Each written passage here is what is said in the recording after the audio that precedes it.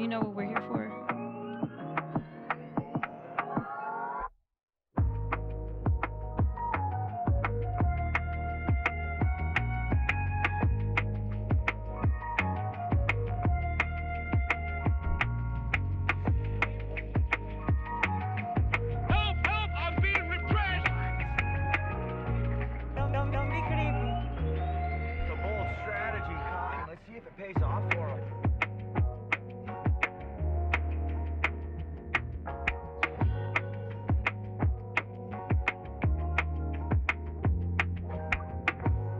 Not gonna do it. Wouldn't be prudent at this juncture.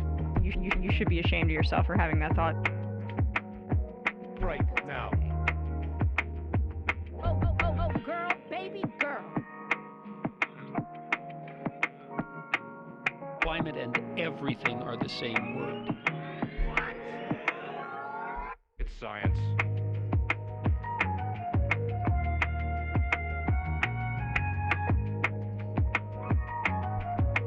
By the way, good to see everybody showing up. Shakespeare, Styx Dragon, Baker's Dozen Cats, Aaron W, Seth Evans, Crotchy, who I don't think I've ever seen before in this chat, but welcome. Moanope, of course. Of course, Meglee. Did I say Badash? If I didn't, Badash. So many peeps in chat already.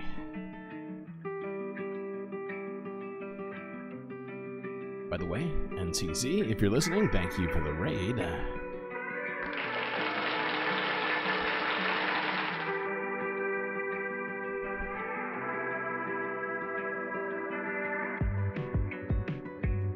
Cacao?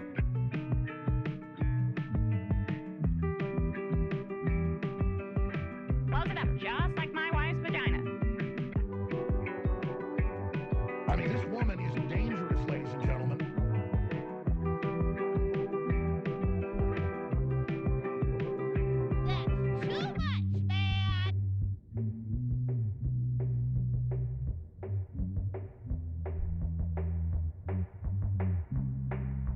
Consequences. So hot right now.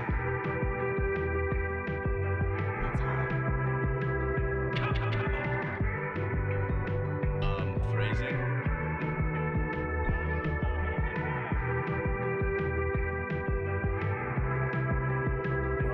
Why is that one so quiet?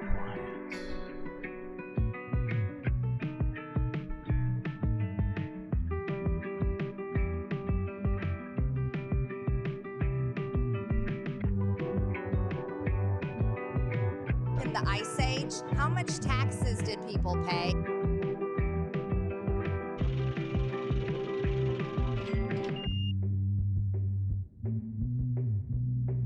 Follow the rich way, man. It's a great day.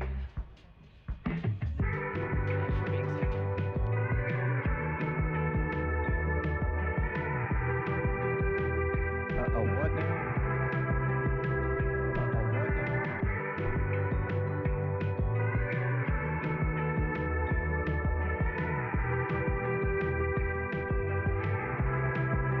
Don't even play.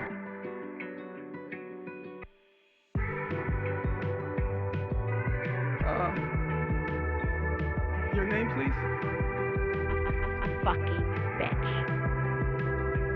This is from 12 Rules for Life.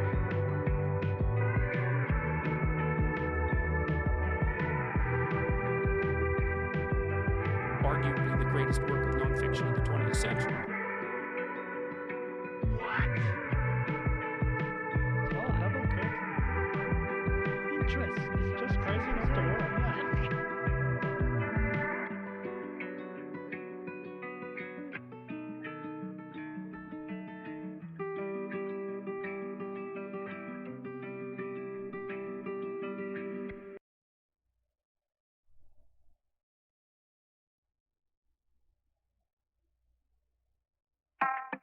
I don't want reality.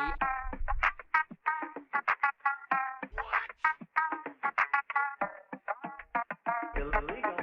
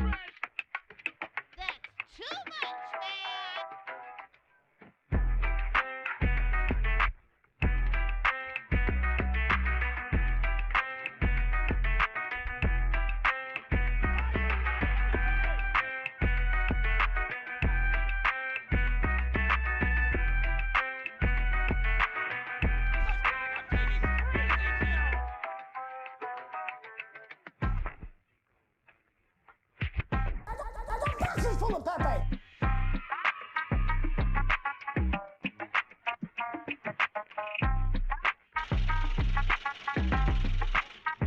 It's science. You supercalifragilisticexpialidocious bitch.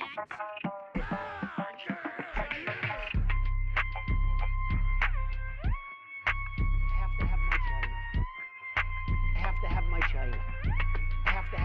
have my China. China? China.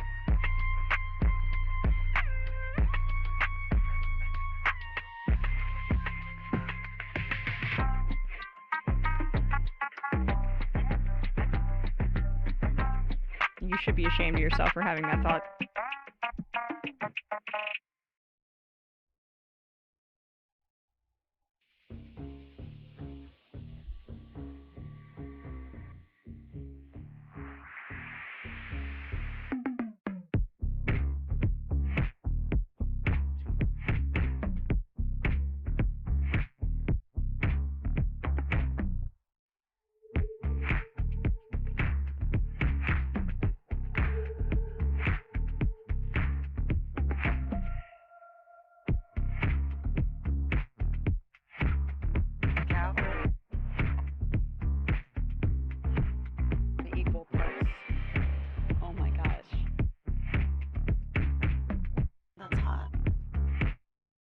I mean, this woman is dangerous, ladies and gentlemen. Close it up, just like my wife's vagina.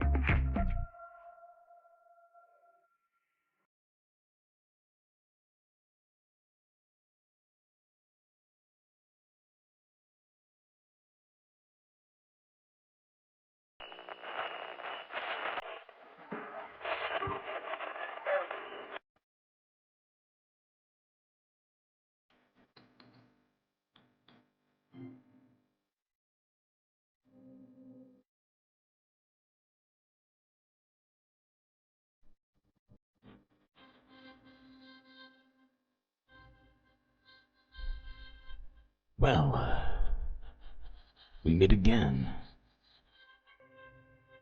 It's good to see you, space fans. Got a lot to cover today, so better buckle up before we go on this little journey to the unknown.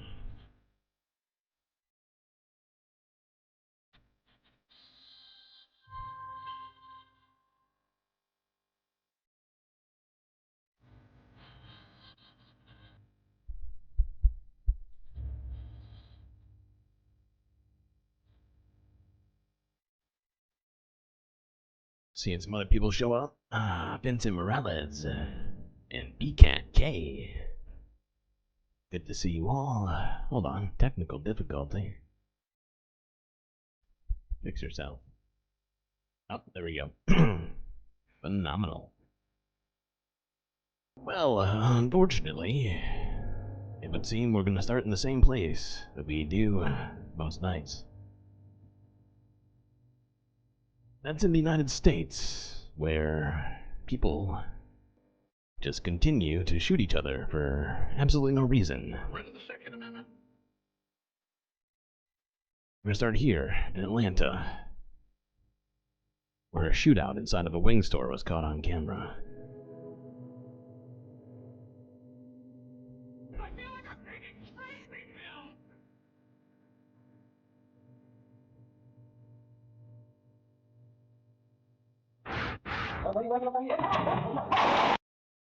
Two men are recovering in the hospital after a shooting inside a popular wing spot in DeKalb County. That's surveillance video. Son of a bitch. Why is this at 2x speed right now? This is unacceptable. Absolutely unacceptable. You just saw show the wild moments as the men opened fire inside the Atlanta's Best Wings off Covington Highway. Fox 5's Eric Perry is live with the latest on this story tonight. Eric? Yeah, Courtney, we do want to warn you that video, although edited, still can be very graphic for some. Take a look. You can still see the aftermath of where two men were shot inside. I'm told it's all because of just a couple of dollars. This is just ridiculous. Over a few dollars. This is why humans shouldn't have guns. It's ridiculous. Oh my god. I genuinely would rather see people punch each other than shoot each other. That's just a fact. Rid of the Second Amendment. Okay. Let's move on, because we really genuinely cannot watch that footage right now. It is... You will literally see people shoot each other. And it... No, let's not. Let's not start the day with that. But suffice to say, there were other people in this store, and these two individuals decided to just unload like it was a fucking... Schmeggly hit it right on the goddamn nose. Just like it's a goddamn Quentin Tarantino movie. That's literally what I was gonna say. Took the words right out of my mouth. Really impressive. Give me a little one of these. Okay. Let's move along here to this, which is a combination of two things. As you may know, I like to also discuss cops along with the gun violence at the beginning of these streams because they're so interlinked, aren't they? Let's look at this. This is from 3 hours ago. A deputy shoots an 18-year-old carrying a gun after shots were heard during a large party. You're a banana. Very nice. Disco Wolf. Look at you. From overnight, we have a teenager. Finally not watching the NBA, huh? We've learned has been shot by Harris County deputies. It happened right after a large party quickly got out of control at an apartment complex located on Airtex near Ella. This is in North Harris County. Before we get any further, this dude's tone is ridiculous. This is not how you say this. This is not how you say this sentence, okay, sir? By Harris County deputies. Wait, overnight, we have a teenager we've learned has been shot by Harris County deputies. That is not the tone that you take. That is literally the wrong tone. Let me try for you. An 18-year-old was shot by Harris County deputies. There you go. It happened right after a large party quickly got out of control at an apartment complex located on Airtex near Ella. This is in North Harris County, and Courtney Fisher is joining us there live with the very latest on the situation. Courtney. Yeah, good morning, guys. Investigators. I mean, it is Fox 5 Houston, though, isn't it? Wait, no, ABC 13 Houston, so maybe better than Fox 5, but not by much. A bunch of calls came into 911 about a party that was going on outside at this complex. It was chaotic out here. Investigators say that there were more than 100 people or so at the time. And when deputies arrived, they say that they heard the gunshots before they saw anything, so they ran towards what they heard. What they encountered, investigators say, was an 18-year-old with a gun, and then one of the deputies shot that teen. The teen went to the hospital where we know he's stable this morning. Meanwhile, investigators say they tried. Okay. Well, thankfully no one died in this particular instance of gun violence and cop-related activity. But I think it's just another in a long list of reasons for us to... Get rid of the Second Amendment? Alright, let's move along. The TV anchor tone of voice was like a pesky raccoon was in the garbage can. Yeah, no, it's not the tone of voice that I feel like that story necessarily does. It throws me off, honestly. Alright, to segue us just a little bit to the next thing. Actually, it's not really a segue, but I just wanted to look at this again. This is an art exhibit which has just debuted, which is attempting to tackle the gun violence culture in America. The show is made up of 64 steel-plated steel panels. Well, we don't even need them to discuss it because we've already seen the video. I guess my point is I just wanted to look at this once again, right? Honestly, for me, like, the starkness of this is truly felt, at least by myself. I mean, the fact is we see gun violence on this stream practically every single day. And you can just see how much these steel plates, let alone human bodies, are affected by guns, right? I mean, you can clearly see. I mean, granted, they shot with different kinds of guns, but I'd prefer not to be shot by any of those, me personally. And then I think the addition of what I believe to probably represent a homeless person on a bench, I think it says a lot about what we care about in this culture, in the sense that we would rather spend money on guns than on, the unhoused, the poor. And the fact, I mean, maybe you didn't quite hear, but it's steel plates that are covered in gold, right? 24 karat gold. It's plated, so it doesn't require that much gold to do, but it's still, and it just, oh God. I think it says it all. A raid? Raid incoming? Well, thank you. Who just raided me? I missed, I didn't see the message pop up. Is that 2 raids in one stream? Wild. And we're only 20 minutes in. Okay, let's look at this. As a Wisconsin warden and 8 staff members at a jail, you have 20 likes. Oh my God, I'm shirking my duty. That's a 2. That's a Cisco. That's a 5, which is a Morty. Okay, let's look at this. Sorry, that totally threw me off. Wisconsin warden and 8 staff members have been charged following probes into inmate deaths.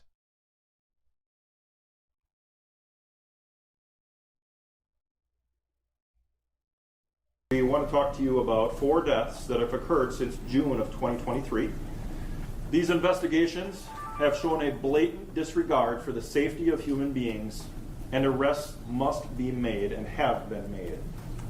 There must be accountability for the actions and inactions of state employees. As the sheriff...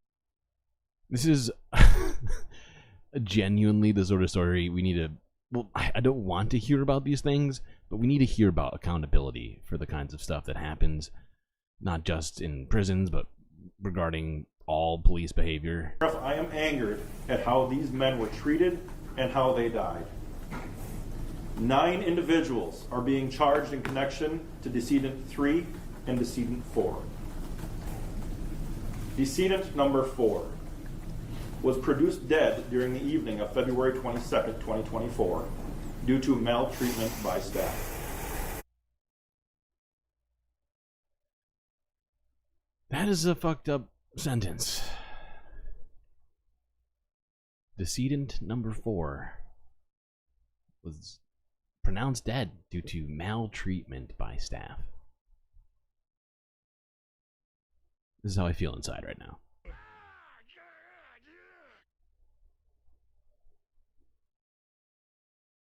Okay, let's look at this.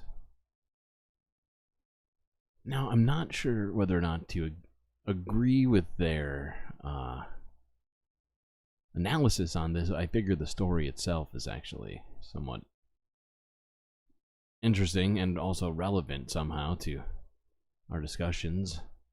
This is from a day ago, where apparently fire hydrants are being stolen in mass in LA County. NBC LA.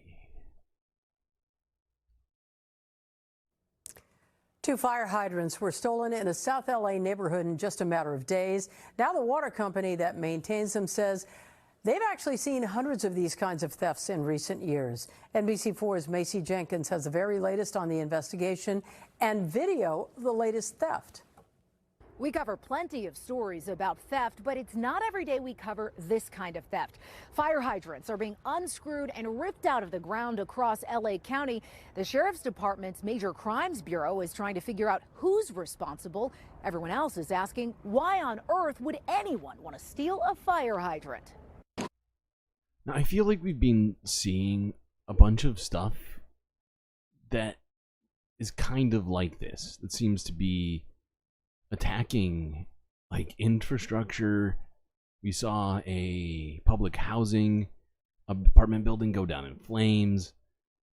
I'm not saying they're necessarily connected, but it's just kind of concerning. And you know, the fact is they try and blame it on people scrapping, but when you look around, you can see that there's a bunch of very heavy metal objects being left behind by people who are supposedly scrapping things. And that, to me, seems antithetical to what scrappers do. I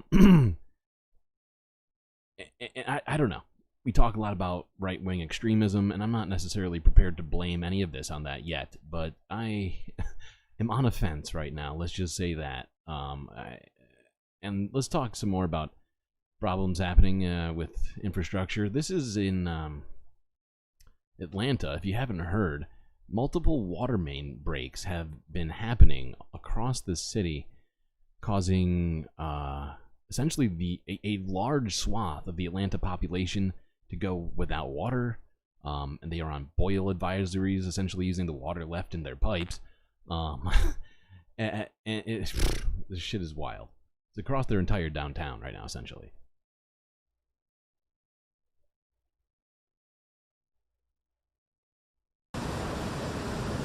Pretty interesting because I got a advisory from my building saying that, you know, the water is gone, you know.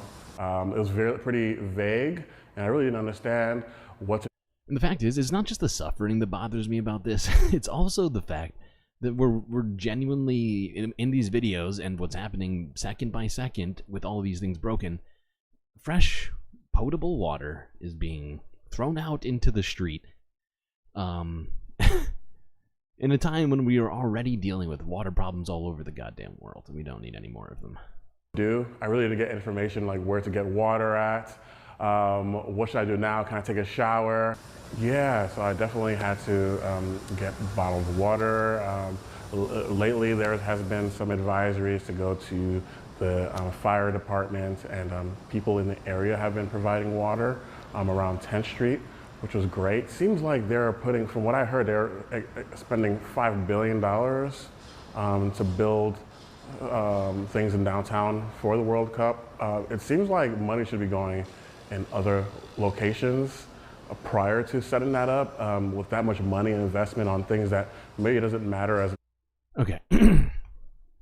He makes a decent point. I mean, they are spending a great deal of money on getting shit ready for the World Cup, although I'm not sure that, looking at some of those, it doesn't appear to necessarily be the infrastructure being neglected. I mean, you can see like the cap for that thing is sitting right there. Now maybe it could be neglect. I'm not entirely sure. I can't say one way or the other. I'm just asking questions right now. Just asking questions about it because I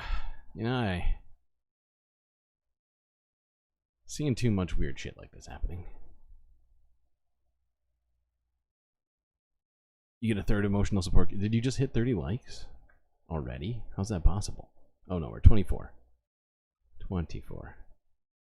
I was about to say, That would have been record time. Before 30 minutes? Would have been wild.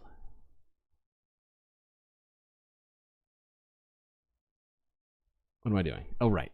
Let's move on to this. The role of rising rent and housing cost in the 2024 election. That's a headline here from CBS News from 11 hours ago. Oh, wait. Sorry. No, I lied. This is more footage from more water main breaks in Atlanta.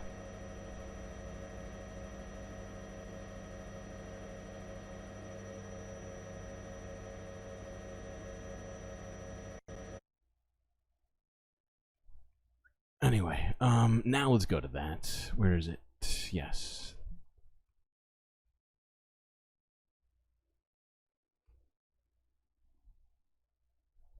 Yeah, I started As like the November election approaches, 11:30. inflation and soaring housing costs are top of mind for voters across the nation. Based on a recent CBS News analysis, rent has increased by more than 30% in more than 2/3 of the 200 largest metro areas in the U.S. To talk more about how these increases might impact the election, let's bring in CBS News Vice President of Data Journalism, John Kelly, and CBS News Political Director, Finn Gomez. John, to you first. Where are we seeing the largest increase in rent in the U.S.? You know, some of these increases are fairly staggering when you're talking about people's largest, expense. But rents are up 60. Everybody get along in chat. Let's all be friends. 5% since Oopsies. the pandemic in places like Naples, Florida, where the price has gone to near $3,000 a month. And in Binghamton, New York, which was once one of the more affordable places in the country, where rents have gone from just above $600 to more than $1,100. But they're also up 55% in places like Reading, Pennsylvania, and Fayetteville, North Carolina. I was just teasing. I assumed that that didn't actually rise to anything serious. I'm just being dramatic. Places that are going to be battleground states in this coming election. Well, Finn, we've talked about this before. You can talk all you want about the future of democracy, but that's a luxury if you can't pay your rent. So how big of a problem are these rising costs for the president? Yeah, it is an obstacle and an issue for the president with only 5 months to go into the November election. The economy remains a top issue across the board for most voters. We see that on even our own polling. But why are so many voters frustrated by the U.S. economy? It's home prices, Anne-Marie. Economic indicators show that the economy has bounced back since. Oh my God. The way that these CBS people like to analyze things is just wild, right? Because he's about to tell us that the economy is rebounded by way of GDP, I think, in the stock market, which is all of the neoliberals' favorite ways of telling us whether or not we're having a good time. But let's be real. It's not just home prices is huge. Rent, the cost of rent. I'm not going to say that it's not fucking huge. But inflation is happening all over the place, and it's mostly due to corporate greed. Right? It's wild that they want to claim that everything is hunky-dory just because the stock market and GDP look good. Nothing can go wrong when those are doing well, right? I don't want reality. Okay. What's next? Well, let's talk about people who are being directly affected by the price of rent and housing costs. This is from CBS Colorado from a day ago, where Denver is seeking to end homelessness, specifically among veterans, by the end of 2024.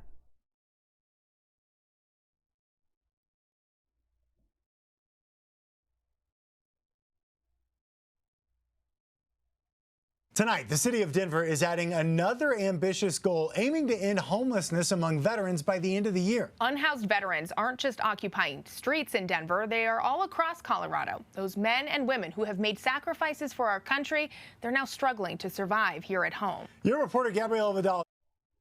Now, do I want veterans to be unhoused? No, I don't. But I'm about to say something here. That may be frustrating. Maybe not the people in chat, but who knows? Down the line, someone will say, wow, you hate veterans. No, I don't hate veterans.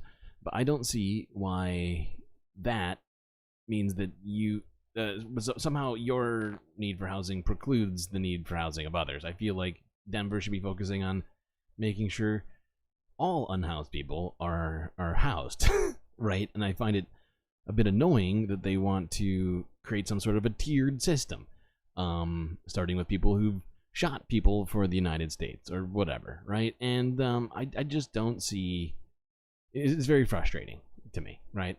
And of course, I want veterans to have houses, right, or to be not on the streets. But basically, this whole entire piece is just them saying just how much veterans need it. They don't talk one iota about anybody else, and that's fine for whatever this is, CBS Denver, but not for here, not this stream. Here we're gonna say that's not doing enough.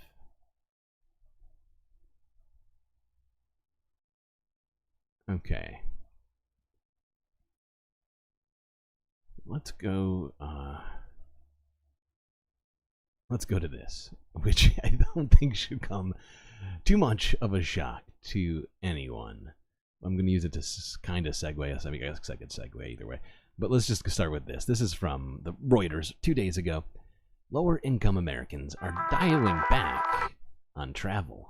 Oh my God, what? That is crazy. You live in Denver? Nice. Okay, Reuters. Tell us why lower income people aren't traveling very much. As wealthier Americans continue to travel, lower income travelers are booking fewer hotel stays.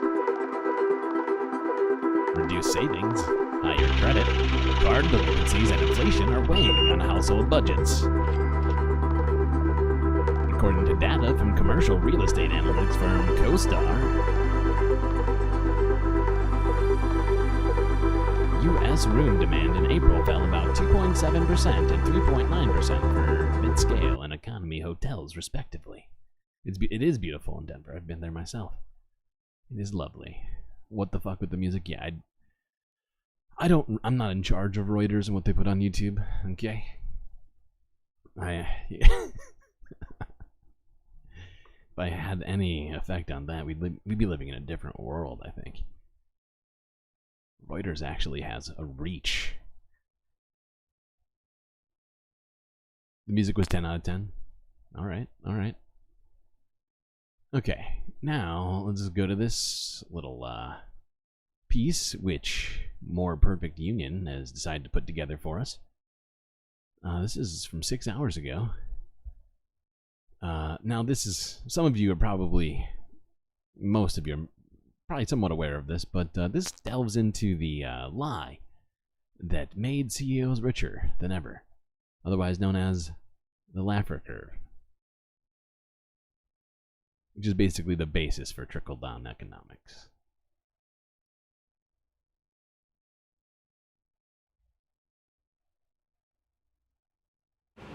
I'm here to give the CEO of AT&T a check for many thousands of dollars, which might not seem like it makes sense, but it would weirdly save me a lot of time and money to just hand this directly to this very healthily paid man. I'm gonna go try to get past the security guards, but first, let's go somewhere a little more interesting. I fucking love this plan. A giant stack of documents. Having a budget is important. If I want to save money on housing, I can move to a smaller apartment. If I want to save on food, I can meal prep with something like rice and beans. But there's one big expense I've not found a way to save money on: my taxes. After some quick research, I found that there's two groups of people that seem to be saving a lot of money on their taxes: the ultra wealthy and massive corporations. We've been told for decades that cutting corporate taxes or cutting taxes on the wealthy will be good for everyone, not just corporations and the wealthy.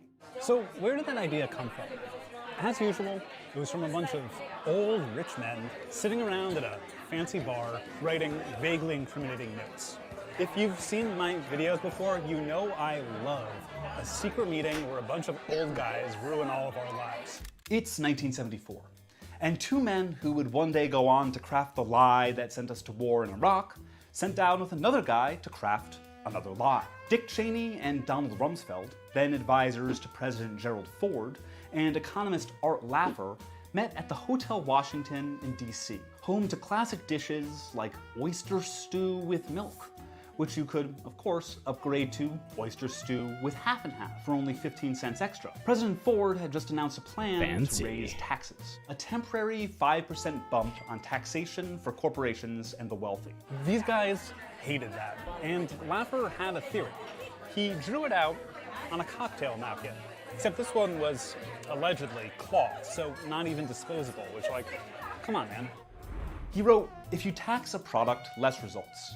If you subsidize a product, more results. We've been taxing work output and income and subsidizing non-work, leisure, and unemployment. The consequences are obvious. What does that mean? Well, hear it from Laffer himself. At 100% tax rates, no one will find there's any incentive whatsoever to work. They won't work, and tax revenue will be zero as well. At zero tax rates, if there are no taxes, of course the government's not going to collect any revenues. We're going to have a lot of output, employment, and production, but there'll be no revenues, and that's this point down here. Now, this didn't work at first. Cheney and Rumsfeld left the napkin at the restaurant. I don't want that trash. But economic journalist Jude Wanniski, also at the dinner, did want that trash. He took it and spent the next years writing articles on why cutting taxes on corporations and... Yeah, and so, eventually, a guy by the name of Ronald Reagan got a hold of these ideas. And, you know, I think we know what's happened to the United States since Reagan.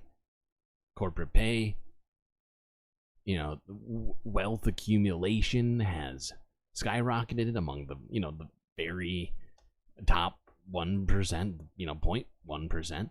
While the rest of everybody has basically had their asses handed to them over and over again, had their wages not keep up with inflation or with the pay increases of CEOs and of stockholders, and yeah, golden shower economics, exactly.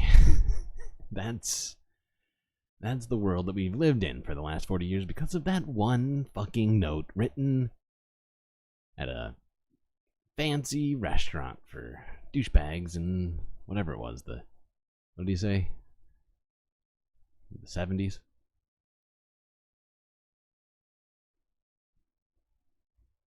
Okay. Now let's talk a little bit here about politics. Among other things. Actually, I feel like I I want to do something else first, before we have to deal with politics. Although it's still politics, but God damn it. God damn it, politics. Why do you have to suck?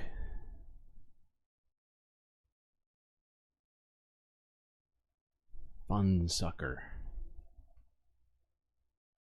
Okay, let's go on to this. Let's quickly talk about LGBT rights. As it is Pride Month, I've been trying to make sure we continue to discuss this, even though now in Colorado after a fundraising email. We were definitely talking about it before. Okay. This is from, what is this? Shit, I lost my page now. 7 hours ago. Colorado GOP calls for the burning of pride flags, of all pride flags. I'm pretty sure that's the way it was written in this tweet. The Colorado GOP, like the party, called for the burning of all pride flags this month. In a fundraising, it was a fundraising email. I thought it was on Twitter. Is it not on Zitter? Now in Colorado after a fundraising email from Colorado's Republican Party called for LGBTQ pride flags to be burned and described LGBTQ Americans as godless groomers. Jesus Subject line of the message, Christ. God hates flags, which echoes Wild. For fuck's sake. I'll bet that doesn't apply to the American flag. Shit is ridiculous. Why will they not just drop this groomer thing? And the fact is, it's just projection. They're the ones who are constantly grooming their children. We've seen so many instances of these right-wing children being trotted out to purport hate, to, you know, essentially to be indoctrinated with some of the worst fucking ideas on the planet. By the Fringe Westboro Baptist Church. That email was signed by Colorado GOP Chair Dave Williams, and the same message was also posted Oh, it was on on X. It was also posted on X. I thought so. This shit is ridiculous. And the fact is, doing that would be a crime. You know, going and burning somebody's flag without their permission. Beyond the fact that it's completely fucked up that they're suggesting that this happens to their entire voter base. But I've been thinking one thing to myself amongst this. You know what's constitutionally protected free speech? Anybody here? Burning an American flag. Completely constitutionally protected free speech. You can do it at will, ad nauseum. So, just gonna point that out. If this happens this June, July 4th, Independence Day. Just saying. Just saying words that have no connection to each other. I'm just saying words.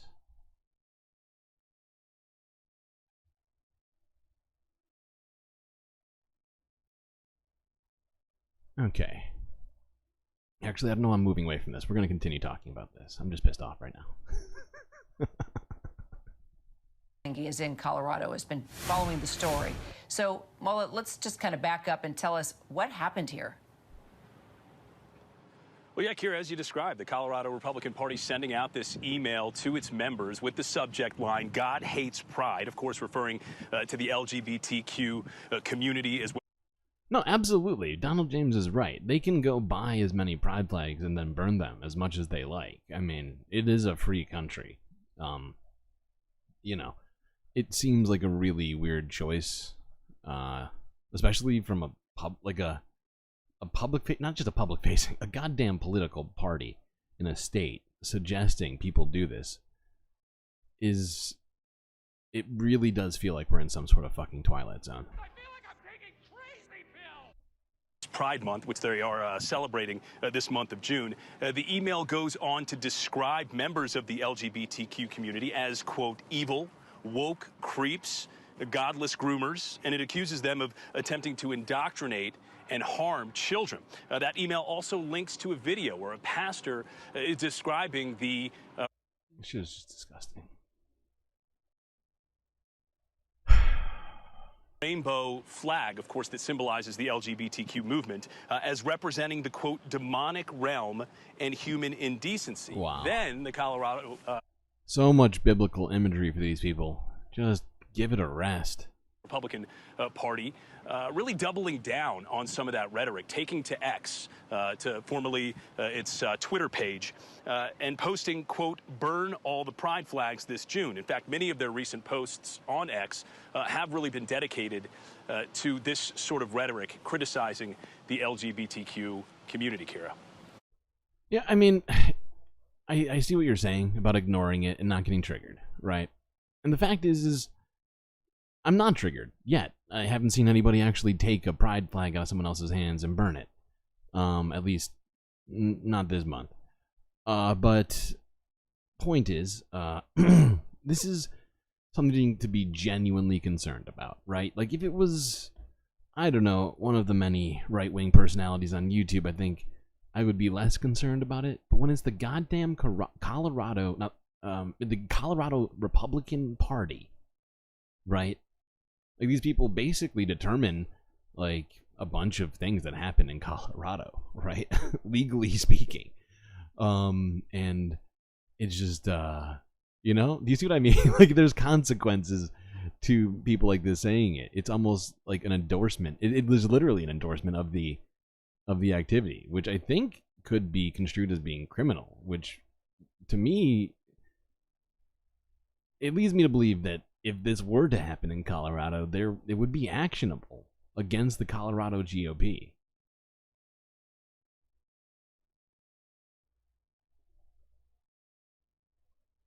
Okay, let's look at something not sad about Pride.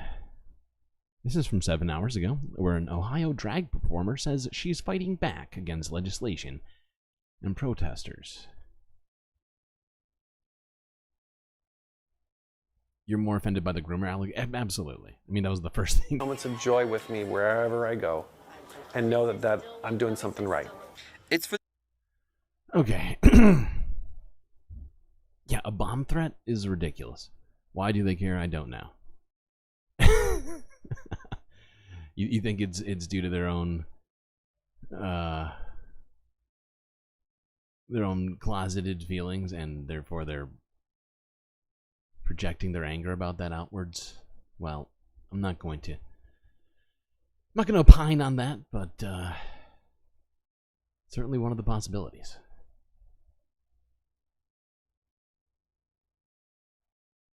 All right, now let's talk about something else.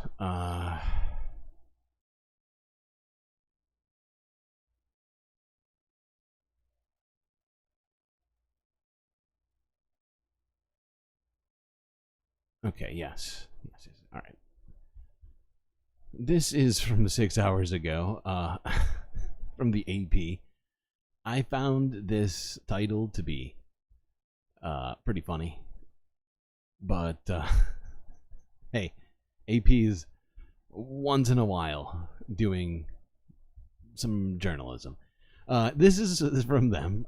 According to them, lawmakers want more diversity after South Carolina goes from an all-male Supreme Court to an all-white one.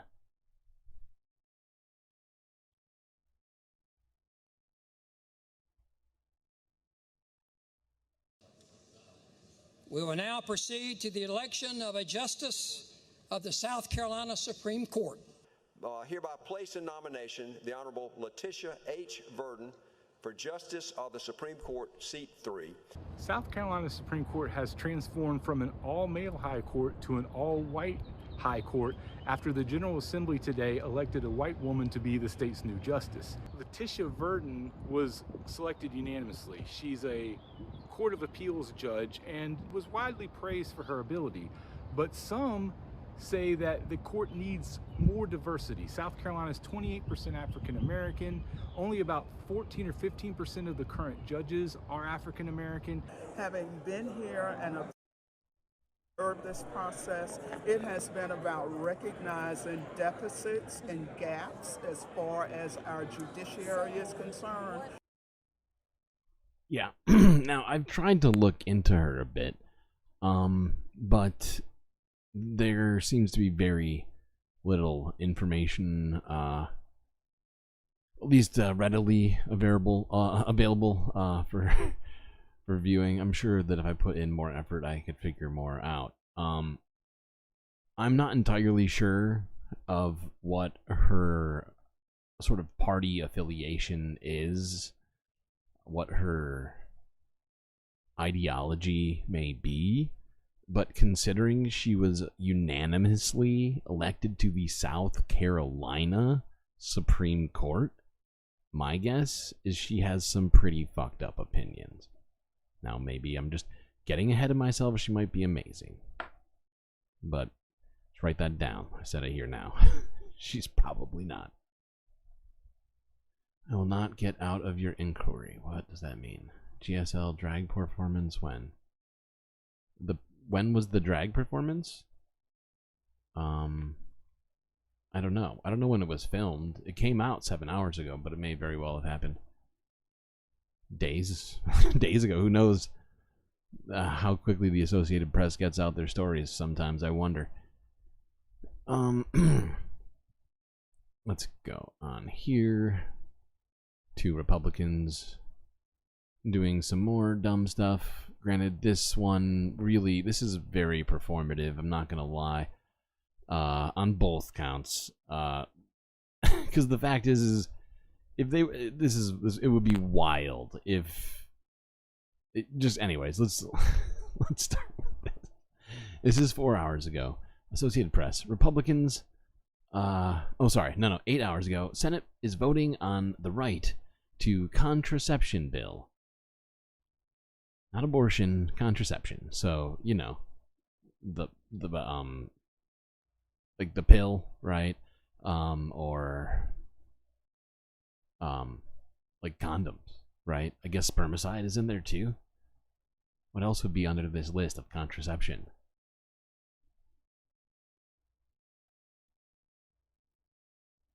Anyway, it certainly wouldn't have enshrined abortion in the Constitution or anything like that. And it's 2024. If anybody tries to start banning condoms or whatever, like, wow.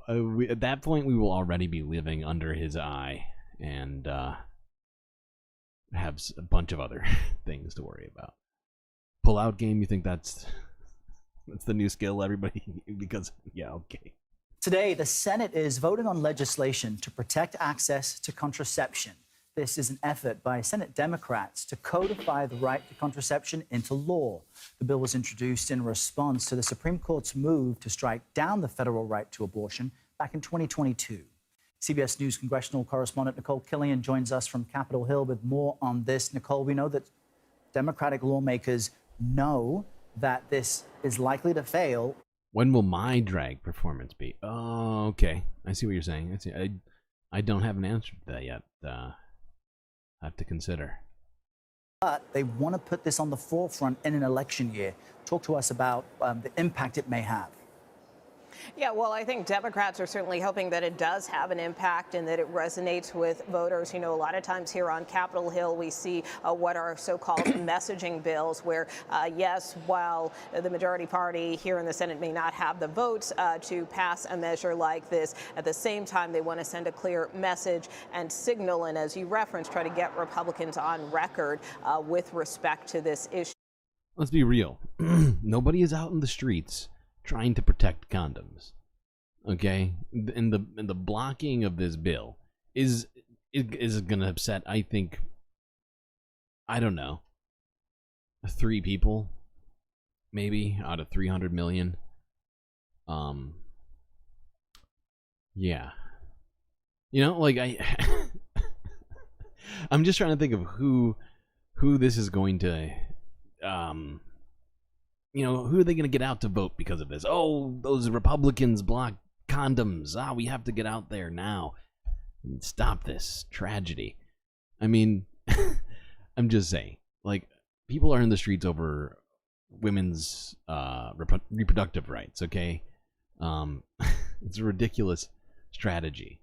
And it's this sort of, I feel like this like another example of Democrats kind of being super cynical about how voters view all of this, like how easily tricked they are by this kind of nonsense, but it was in no way going to deal with the actual problem, okay? It's not going to keep people like, what was that guy's name we were looking at? Whatever, from a couple of days ago, that one guy who's literally making it illegal in different townships and cities across the South to transport a woman on a public road who is going to get reproductive health care, such as an abortion or otherwise, essentially.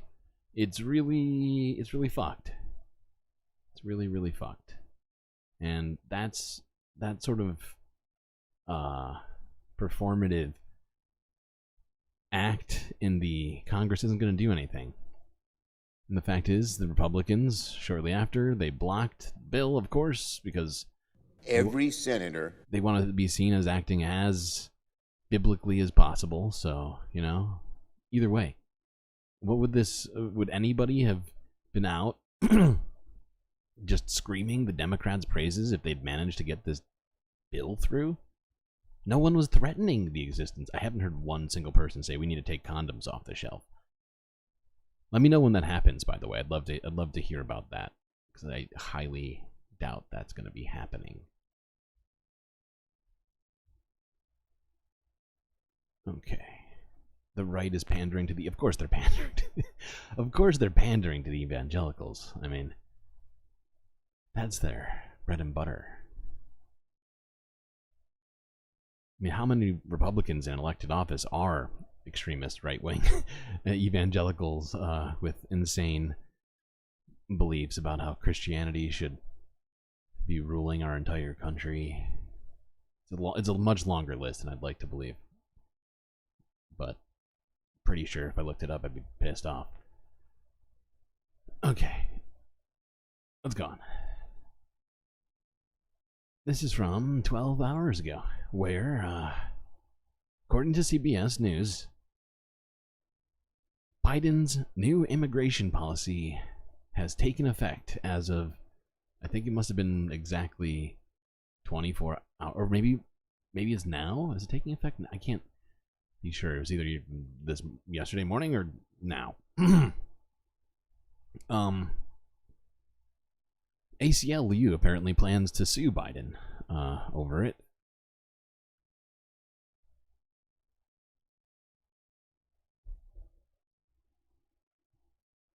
Thousands of migrants may be deported instead of staying in the U.S. while their asylum claims are considered, following a major executive order by the Biden administration. Lilia Luciano is in Arizona along the southern border. Lilia, good morning. Good morning, Anne-Marie and Vlad. So the White House said that this order goes into effect immediately because it goes into effect when the number of illegal crossings, meaning when people cross in between ports of entry like this one in Nogales where we are, hit 2,500. So it went into effect at midnight last night, or basically early this morning. There's a great deal of concern, though, on the Mexico side, on the side of the people who are waiting for asylum in terms of what this means for their chances and for a possible huge backlog. Yeah. Now, we talked about this. I think we talked about it yesterday, actually, or maybe a couple of days ago. But this is one of the... I said it... I think I said it this exact way. This is perhaps maybe the most blunderous move that Biden and his, re-election team could have made. They are appealing to no one with this act, with this an executive order. So why am I saying this? Why is it blunderous? Well, because it first off, Republicans will not be rewarding Biden for having done this. If you peruse any of the comment sections of any of the videos relating to this decision by Biden, it is literally just filled with right wingers only. No, there's nobody in the left, from what I can tell, praising Biden's choice. So it's just people who are still upset with him, even though he's done this now, right? Everybody's saying it's too late. It's too late. You already your policy. They're already here, right? Because the fact is, how many people have we already heard saying there's too many immigrants here, right? And saying that, I think we actually heard some woman at a Trump event say something like there's millions of fighting age men from different countries that want to destroy America, and that they're all waiting for a signal, and that they're going to take over the country. So they already think they're here, right? And so closing the border now, it's genuinely just the Republicans have gotten their base riled up about it, and that's it. That's the end of the story, right? Leftists aren't going to come out for him, and the only people left in the Democratic Party that are going to continue voting for this are the same people who were planning on voting him in the election. It's the same people who are fine with what's happening to Palestinians, right? It's the people who are saying 4 more years to pro-Palestinian supporters, right? And he doesn't need to win those people. He already had them. If anything, it's going to further knock away his support from the center, which is basically his only bread and butter. And like, yeah, it's just genuinely one of the dumbest things I've ever seen. Let's talk about this a little bit more, as Democracy Now! Has decided to have a discussion about this, of course. And it's from 12 hours ago, according to them.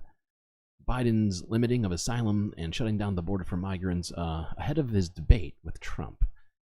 And the fact is, if this is for talking points at a debate, this is pathetic. And it seems like it is. This news is funded by viewers like you. Please support our work at democracynow.org/give. This is Democracy Now!, democracynow.org. I'm Amy Goodman with Juan Gonzalez. Weeks before his first debate with Republican rival Donald Trump, President Biden has issued his most restrictive immigration policies yet.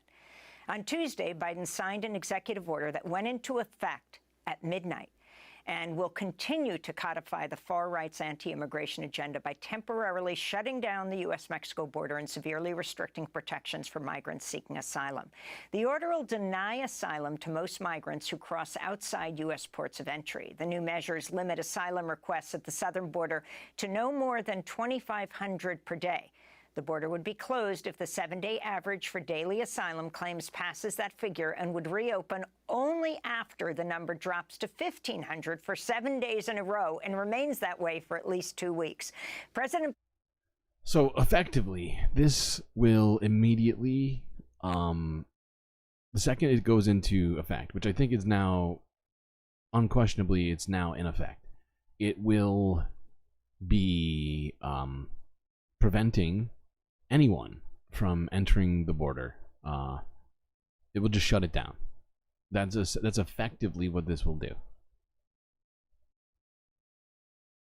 Bird flu? Yeah. I mean, so far, it hasn't...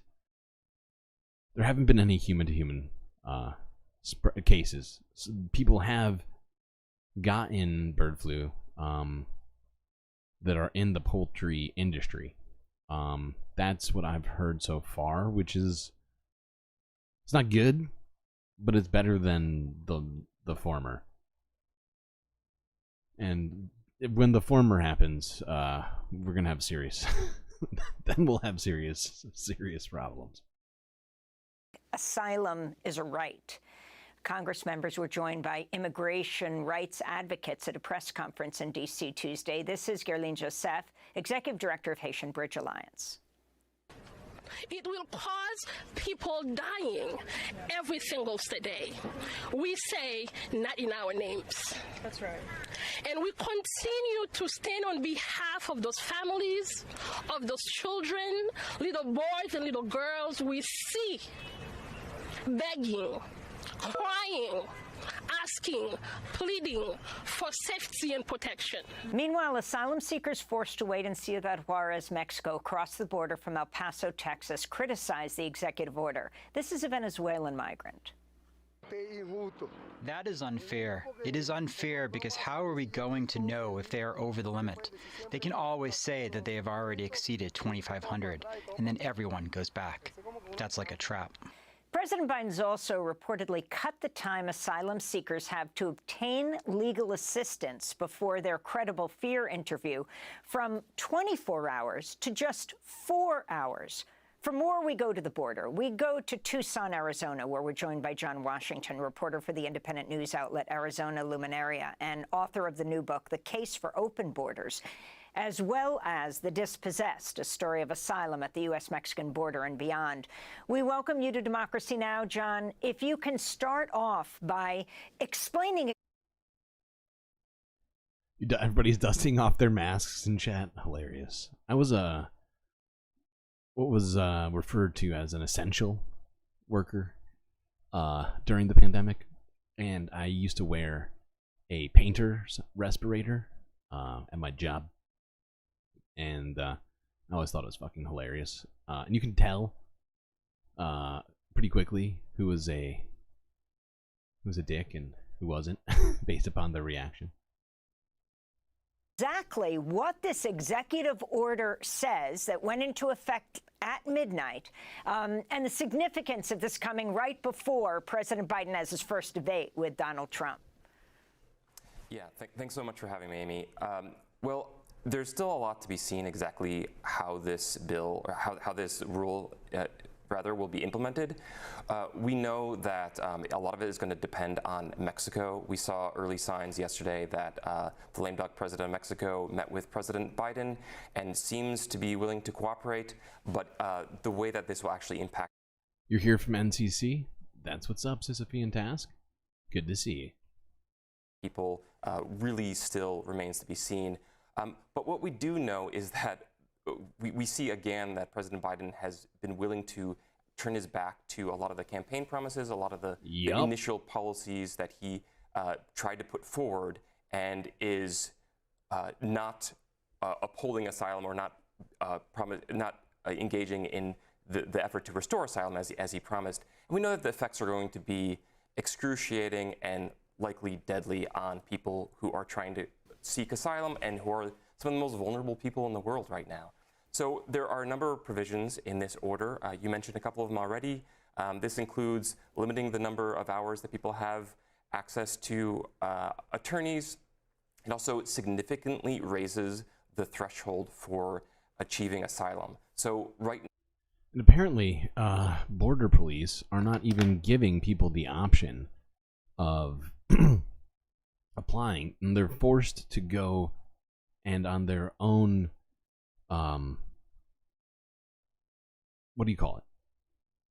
Like efforts, I guess, get to somebody who can actually direct them to the electronic system for applying.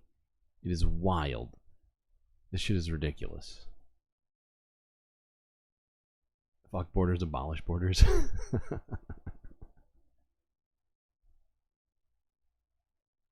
Okay, let's just stop talking about this goddamn border thing. Well, not quite. Not quite. Not quite. I take it back.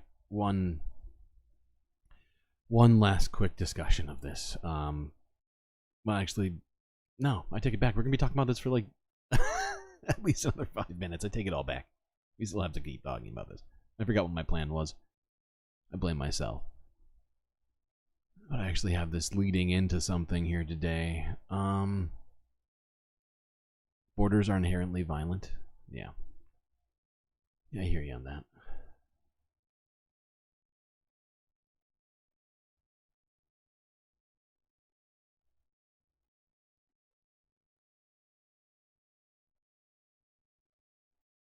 Okay.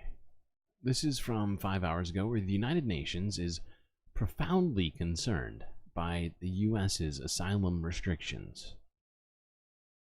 I think Antonio Guterres speaks. I can't remember who it is. In all situations, we reiterate that seeking asylum is a fundamental human right, and access to asylum for those in need is paramount. And any person who claims to have a well-founded fear of being persecuted in their country of origin should have access to safe territory and have this claim assessed before being subject to deportation or removal. Joining me to discuss, Professor James Holyfield. He is Professor of Political Science and Director of the Tower Center at the Southern Methodist University in Dallas, Texas. Thank you very much for being with us. I've been reading comments and polls in the Wall Street Journal today. The majority of people... I feel like the actual violence from borders comes from the enforcement of them, right? Like the force used to enforce them. Do blame the president for the chaos. For like if they were legitimately just there to demarcate where places are, it wouldn't be it wouldn't necessarily be a problem.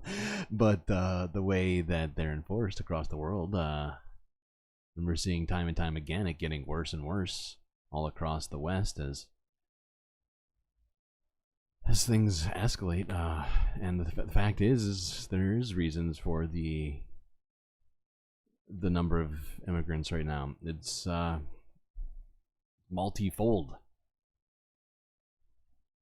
Picking up the orders that his predecessors signed, they do not blame the Republicans who blocked and stood in the way of a bipartisan program of reforms. Is he stuck with that, or can he change the picture before Election Day? Well, certainly this is a very calculated move on the part of the Biden administration. Not unexpected. He's trying here to call the Republican bluff since Trump and the Republicans in the House blocked the... It is literally the worst calling of bluff I've ever seen. It's like knowing that your opponent has a better hand than you and then calling the over bet that they've put on the table, or whatever you want to call it. Does Overlord know? Do I know the NCC? Yes, I did. I did see the NCC raided me. I was sitting here trying to get ready for the stream, and I saw it happen. I was watching NCC, and what clued me into what happened was the fact that the window that I had open that was watching NCC was suddenly on my own chat, and I was confused for like a good minute until people helped me out there. I'm calling bluff. Well played. Well played.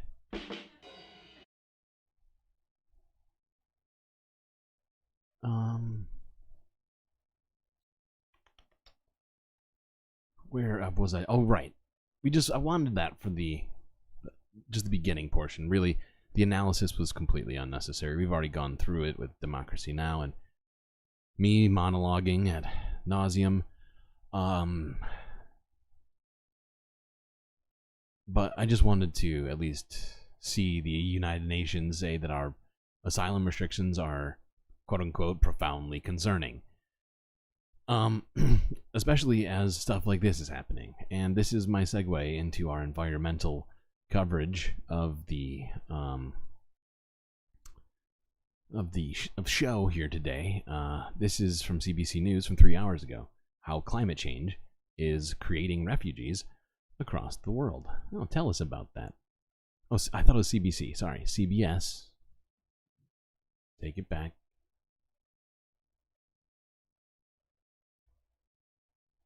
Scientists from around the world say, I should say, human-caused climate change will make extreme flooding recently seen in southern Brazil more likely.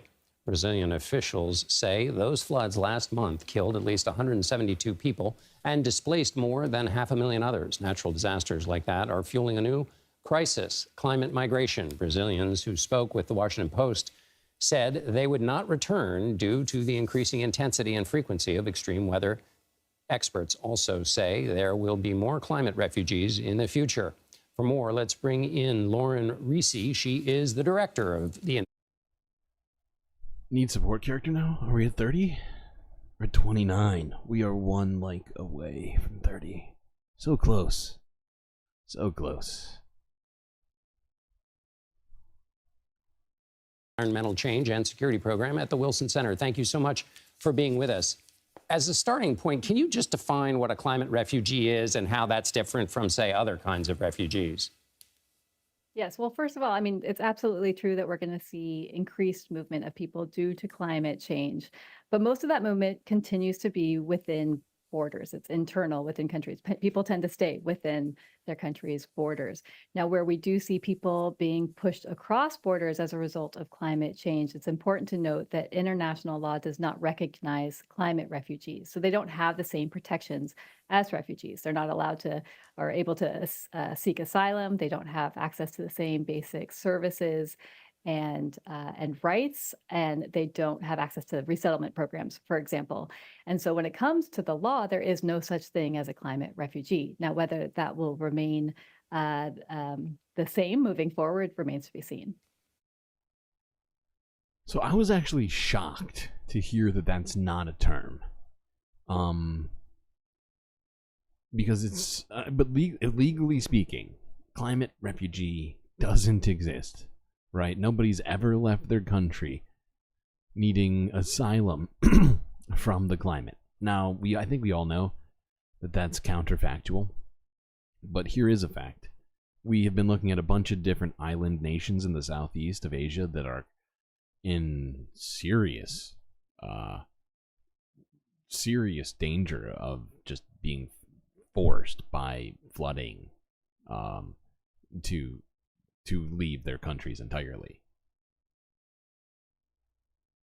And that's just one example, really, or one example of one area, right? Multiple countries, but it is something that is going to continue as long as the climate keeps breaking down as it is, as we continue to do all the things that cause it to break down. And it's very frustrating, I think, for me to see our government choosing to block all the people who need to who need help. Not necessarily all from climate, but the point is that in this moment, when all this is happening, being the #1 country that's affecting all of this, that we would do something as just cruel and just wrong, right? When you're the people that are responsible for it. Hold on, I'm gotta roll. Landed on its goddamn edge. How's that possible? Okay, come on. It's a 4. Well, that is a Jessica Fletcher. Okay, what's next? I need to listen to this whole thing right now. Actually, is there anything else from this that I wanted to catch? Hold on. Honestly, it was really just that. The fact, like, just to discuss the idea of climate refugees and the fact that it's not legally a thing right now. I think it needs to be, but yeah. Okay, this. How far are we in? 1 hour and 20.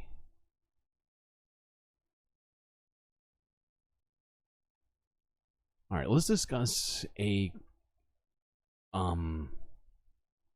effect. One of the current climate change contributors that you may not be aware of, but I think many in this stream are, as we've discussed it in the past. But AI, if you're unaware, is contributing to climate change. And wait, you gaslit me into giving you... Oh, wow. That is low. You know what? I already rolled for it. I can't go back. You did it. Successfully. Give you a little hand. A little round of applause. Okay. So yeah, let's talk a little bit about AI. This is from 5 hours ago, PBS NewsHour. According to current and former OpenAI employees, they are warning against the company not doing enough to control the dangers of AI. Now, if you're not aware, OpenAI is the Sam Altman, ChatGPT, all that. A group of current and former OpenAI employees has issued a public letter warning that the company and its rivals are building artificial intelligence with undue risk and without sufficient oversight. They're calling on leading artificial intelligence companies to be more transparent and provide stronger protections for whistleblowers. It comes after OpenAI disbanded its team focused on long-term AI risks, and 2 leaders of that group have resigned. We're joined now by NPR technology correspondent Bobby Allen, who's been covering all of these developments and more. Bobby, thanks for being with us. So tell us more about who is behind this open letter and what specifically they're asking for. Yeah, it's a number of current and former OpenAI employees. I actually spoke to one of them just today, and what they're saying is really loud and clear. They think OpenAI is too aggressively in search of profits and market share, and that they are not focused on responsibly developing AI products. And remember, this is really important, Jeff, because OpenAI started as a nonprofit research lab that was its aim when it was founded was to develop AI products different than, say, Meta or Microsoft or Amazon, which are these huge publicly traded companies that are competing with one another, right? OpenAI was supposed to be a nonprofit answer to big tech. And these employees say, look, it looks like you're operating just like big tech. You're pushing out products too quickly. Oh my God. I feel like I'm taking crazy pills. But seriously, I don't see how anybody was fooled by Sam Altman. Okay, that's one thing that I find just fascinating. Because this guy never had humanity in mind, really. Like, his bottom line was number one, then humanity. So maybe not never in mind. But it was always bottom line first. We all knew. I mean, I think anybody with a head on their shoulders knew. People believe. Okay, fine. Immediately come up with a counter narrative, and that's totally fair. You know what? There are people out there who believe all sorts of crazy things. Okay. Now, fact is, AI does have some benefits. I'm not saying there aren't any. But the way we're using it and the considerations around its effect on the climate are just not, they're not happening enough. At least from what I have seen. I don't see pretty much anybody talking about it. Anyway, let's look a little bit about that here. This is from a month ago from DW News, how AI causes serious environmental problems. How can I help save the environment? It's a question someone might ask an artificial intelligence tool like ChatGPT, which has made serious gains in terms of what it's capable of. And though there's talk that AI might hold the answers to the climate crisis, it's also part of the problem, one that's only going to get bigger as the technology advances and its use grows. If you train on twice as much data, it takes twice as much energy. Running AI consumes real resources, water and electricity, and so do we when we extract solutions from it. That's why plans for a Google data center were recently put on hold. Locals realized it could mean the end of drinking water for their neighborhood. And so in no way should the existence of AI cause people to be concerned about their drinking water. Cats and dragons seem to be all over the chat. This is true. I like cats and dragons, so I feel good about this. Asking, is AI going to help solve the climate crisis or make it worse? In this episode of Transforming Business. There's one thing AI can do that people can't: reading and then analyzing huge amounts of data quickly. There's literally hundreds of thousands of data points coming in from a large building like this one into our system. Data that can help us make decisions, like how to optimize the use of energy in a building so that none of it goes to waste. Henrik Ziegeldorf is the Chief Technology Officer of Adiffian, a small startup based in Cologne, Germany. Adiffian's product... Hold on.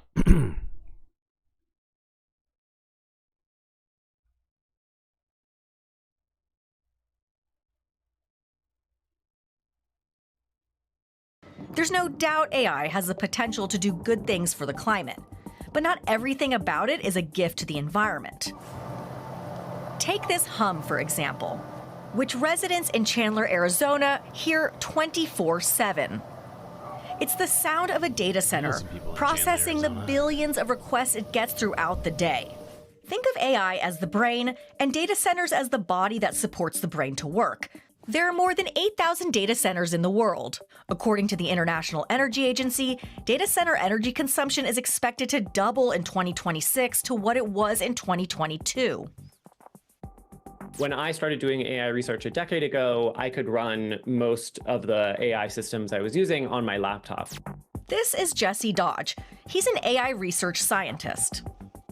But today we're using supercomputers, right? Some of the large AI systems that people are familiar with, like the chatbots or the image generation systems, those run on really large supercomputers and consume a potentially very large amount of electricity.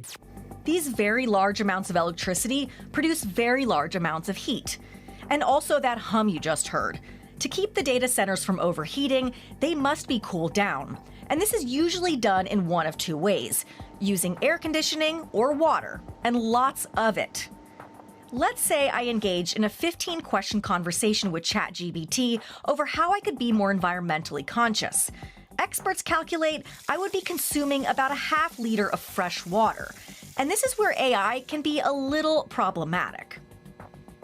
Access to clean water is competing with let's say, local uses for it.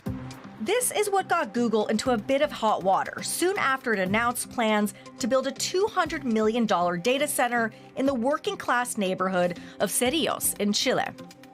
We all use Google Search and other Google tools. So initially, the neighbors were quite happy that Google had chosen this area for building their data center.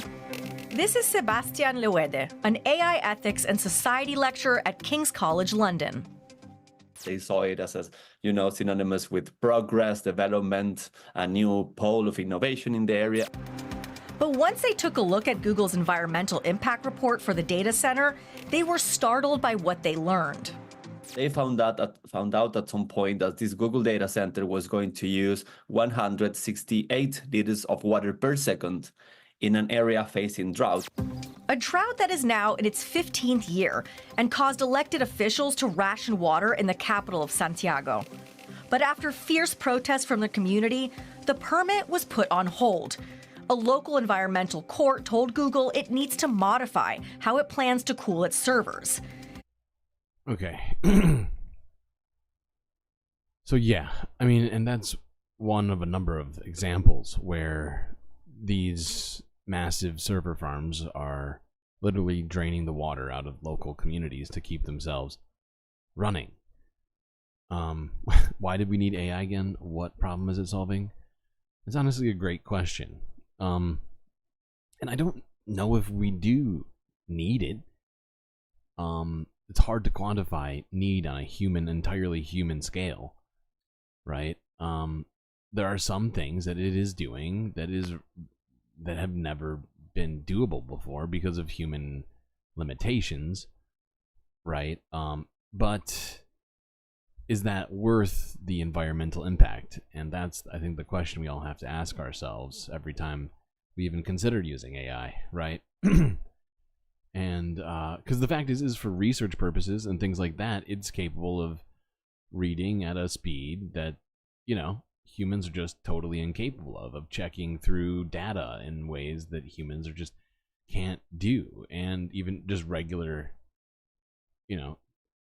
things can't necessarily do. But does that mean that we need this level of investment into it? I really don't see the reason, aside from capitalism. That's the only reason that it's really being done on this scale right now. It's got nothing to do with saving the earth, even though they talk about it. And there are some fringe benefits like that. But the fact is that it's all just for hyper-capitalism, and it's just, my concern is it just really is just driving us off the cliff on an energy scale, right? We already had issues with all the computing that we were already doing in terms of energy production, right? Because so much of it's being done with fossil fuels still, right? It would be a completely different discussion, honestly, if we were on a completely renewable, non-hydrocarbon based energy grid right now, right? It wouldn't be an issue. It would be a completely different discussion. There would still be maybe some issues around it, right, in terms of maybe replacing jobs as it relates to capitalism. But the fact is we need to do away with multiple things I just said in that sentence. Okay, I'm going too slow. I need to keep going. Let's start looking at some of this actual stuff that's been going on here. First, though, let's look at some things relating to different wildlife that's been happening. First, this is from CBS News. Mosquitoes carrying West Nile have been found in California. So I'm just doing that?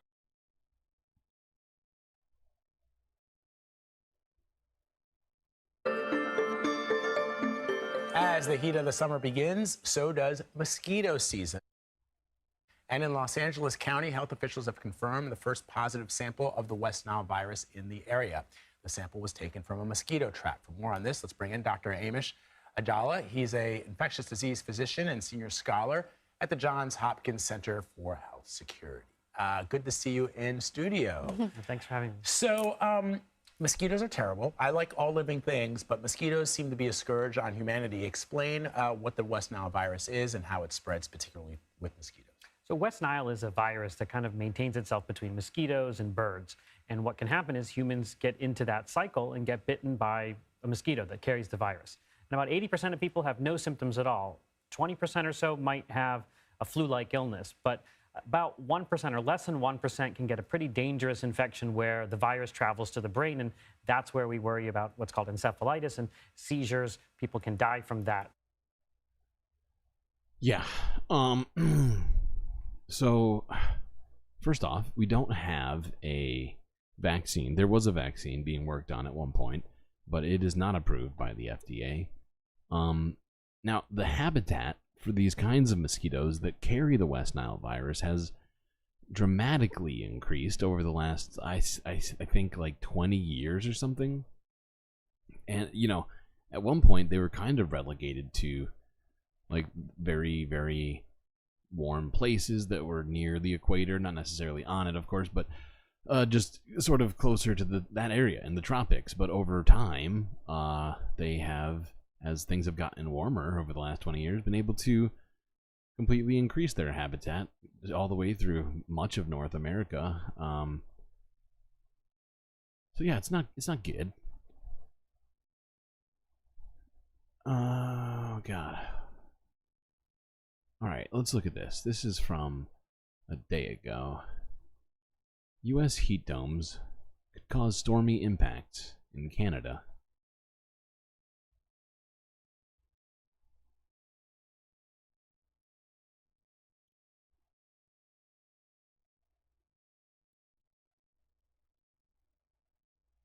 No stranger to wildlife, but some LA County officials believe bear encounters are becoming all too common. That's right. In Sierra Madre, there's been nearly 100 bear sightings in just the past 4 weeks. NBC4's Tracy Leong explains what's being done about it. Hello? Are you nice?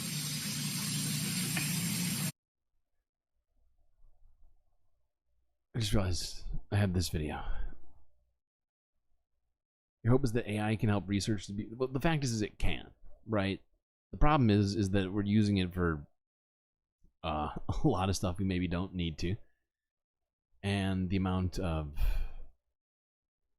you know, supposedly there's like 100 million active just ChatGPT users, and many different platforms have started integrating AI stuff into their softwares, right? Trying to think of exact, I think like Snapchat, TikTok, but like a bunch of other places too.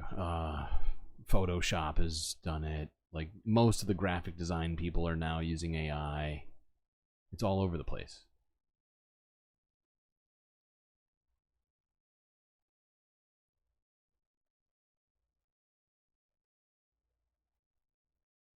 What was I doing? Oh, yeah. Let's look at this. Because as we have...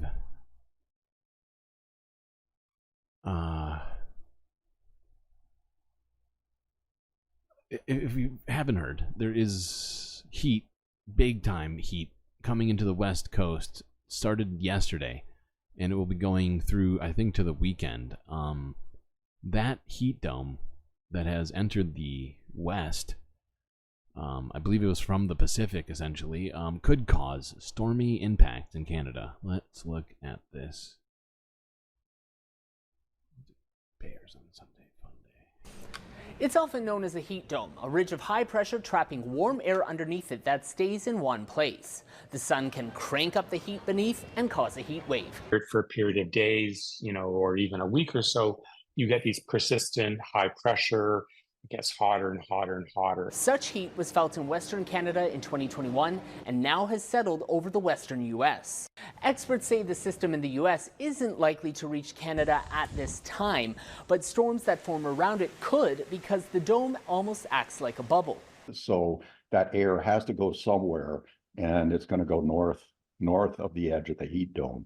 Part of that is in the northern U.S., and part of it could be in southern Canada. With the size of the current boundary, any potential storms could hit the southern prairies and the Great Lakes region. But Environment Canada stresses the boundary itself will not cause storms to happen. So Just because the boundary is there, it doesn't mean that there is going to be active weather along that boundary. There's just the potential for it, essentially because it has nowhere else to go but go around. Forecast.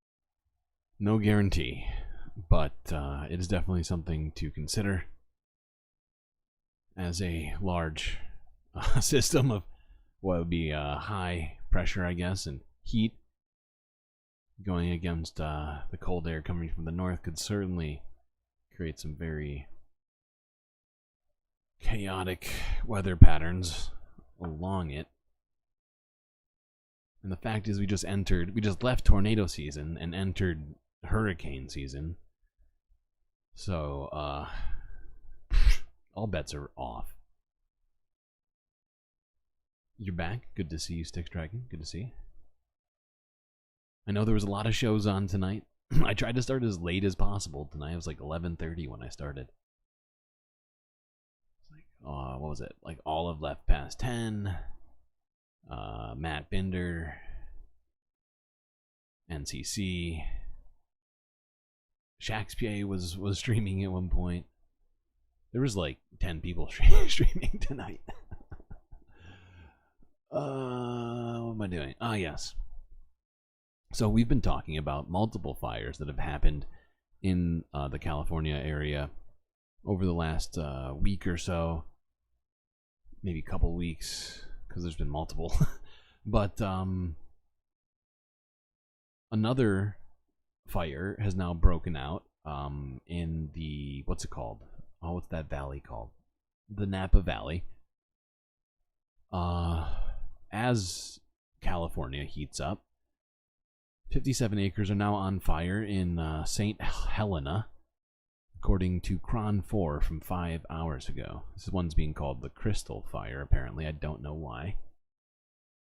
Not sure how crystals at all. Appreciate you joining us this afternoon for Cron 4 News at 4. I'm Grant Lotus. Oh my god, I'm so sorry, chat. I hope your ears aren't blown out. That just destroyed me. And I'm Vicki Libiakis. That breaking news is out of Napa County, where crews are currently battling a 57-acre grass fire. We have pictures from the scene you see right here. Firefighters told us at Cron 4 News at 3 that this is burning on private property. Mostly tall grass is burning. There are evacuation warnings in effect right now. It is burning on Crystal Springs Road, as you can see on the map. They're just about 7 miles north of St. Helena. Cron 4's Teresa Stasio is there. She joins us now live on the phone. Teresa, what can you tell us? Well, I am in between some fire trucks. I'm here on Crystal Springs Road. It is extremely hot. We've got 5 firefighters that have already gotten some heat exhaustion. Ambulances are trying to go up into the fire zone so that they can get these firefighters that have been affected by the extreme conditions up here. It's about 102 degrees outside, according to my car's thermometer. And they have a lot of fire crews that have been showing up in the past couple of minutes. We've got Calistoga Fire Department right next to me. We've got the Napa County emergency ambulances that are going up some of the private roads to try and get some of the firefighters impacted by these extreme conditions that we've been reporting on for the past couple of days. They've got me turning around. There's an incident command up here on Crystal Springs Road. To kind of give you an idea of where I'm at, I'm on 236 Crystal Springs Road. That is... Okay, hold on. I'm trying to remember if there's another spot in this I want to look at. Yeah, this is actual footage of it. Oops. People, firefighters that are now coming down with heat exhaustion just because of the extreme heat out here, Grant. And this is obviously a place that is no stranger to fires, unfortunately. Have any neighbors talked to you, or what can you tell us about what's surrounding this fire and maybe the emotion that's tied into seeing another one? Yeah, and I mean, it is fire season. California does have fires, but according to experts that we've heard here on this stream, the size and the frequency so far in the early fire season is concerning as it goes on for the next, let's see, like 4 months. Oh, mini doctors, good to see you. Snixabea, the anti-corporatist. Oh, a bunch of people showed back up. Good to see you all. Alright, what next? Alright, let's just talk directly about the temperatures that have been hitting the US. This is from CBS from 5 hours ago.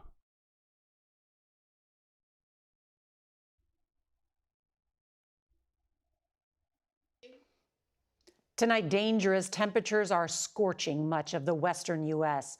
More than 31 million Americans from California to Texas are under excessive heat warnings and advisories, with cities like Sacramento and Brownsville hitting daily record highs. CBS's Ben Tracy reports the mercury is topping the triple digits in at least 5 states. In California's Central Valley, Joe Del Bosque is telling his farm workers to watch for signs of heat stress, take extra breaks, and hydrate. How much do you worry about the folks out here working?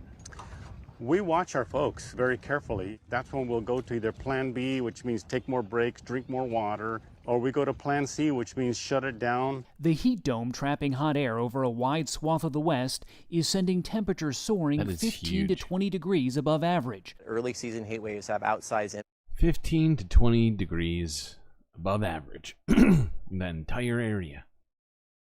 That is insane. This is insane. What the fuck is happening right now? It is June 6th. Oh, God. All right. No.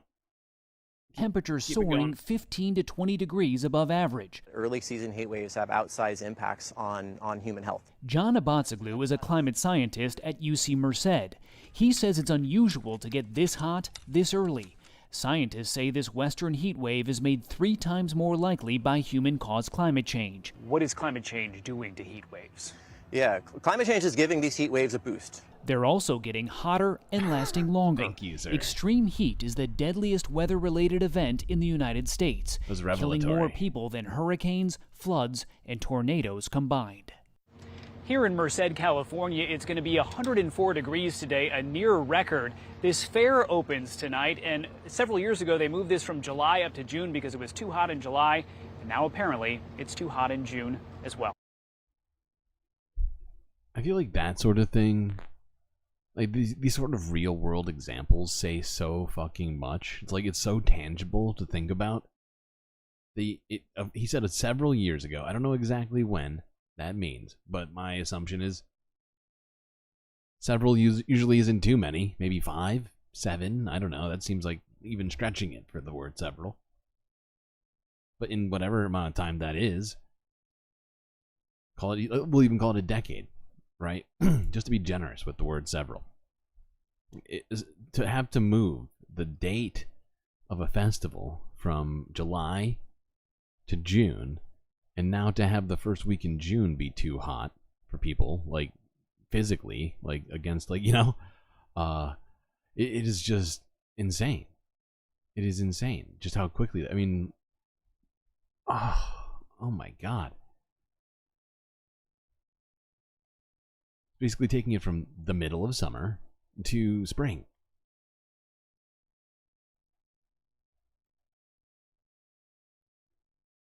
The one on Oregon had it at 113 degrees for a week. Yeah, that sounds terrible.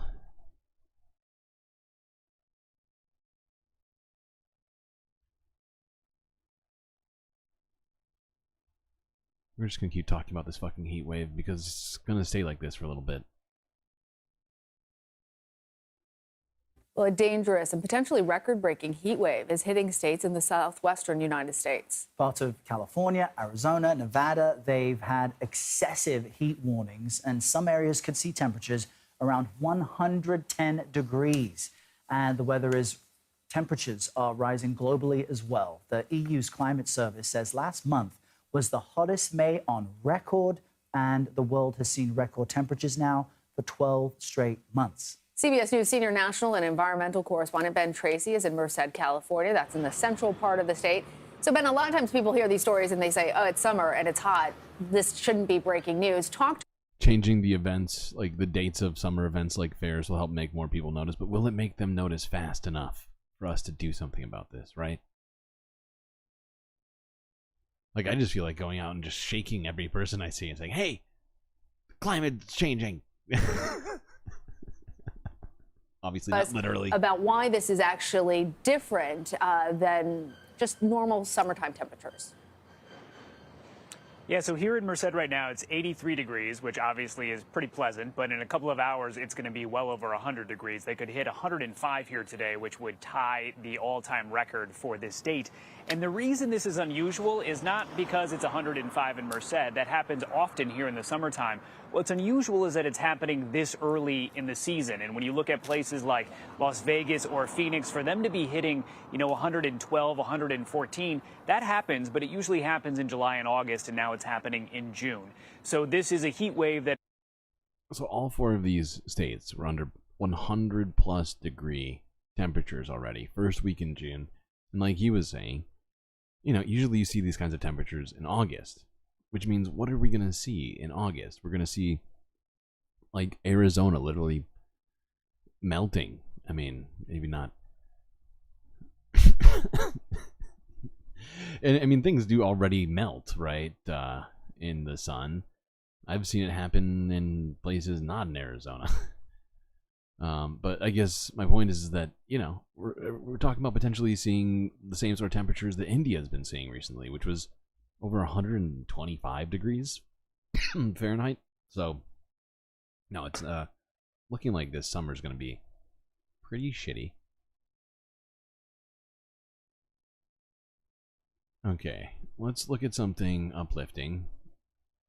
I found this to be amazing. And why I've never heard of this before. I don't even know who to blame. But this is from a day ago. Ecologists are using discarded hair to clean waterways in Chile.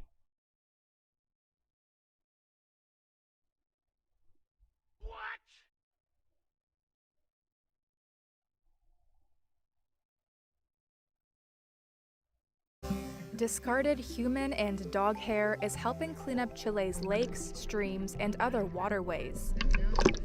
Ecological group Matter of Trust Chile is taking thrown away hair and turning it into these tube-like devices it calls booms.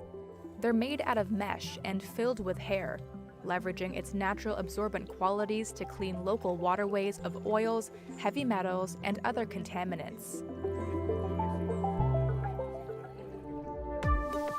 This is Matter of Trust Chile's general manager, Mattia Carinini, using a fish tank to demonstrate how the tube-like booms work. They're placed in waterways for up to 50 days, Carinini says, capturing contaminants by adhesion. He says it only takes one haircut to make a difference. I think that's freaking amazing, right? I've only heard of people using kind of fucked up like chemical processes usually to but like human hair, that's a renewable resource right there, baby. Anyways, I just thought that really was a positive story amidst a bunch of terrible stuff that we're dealing with.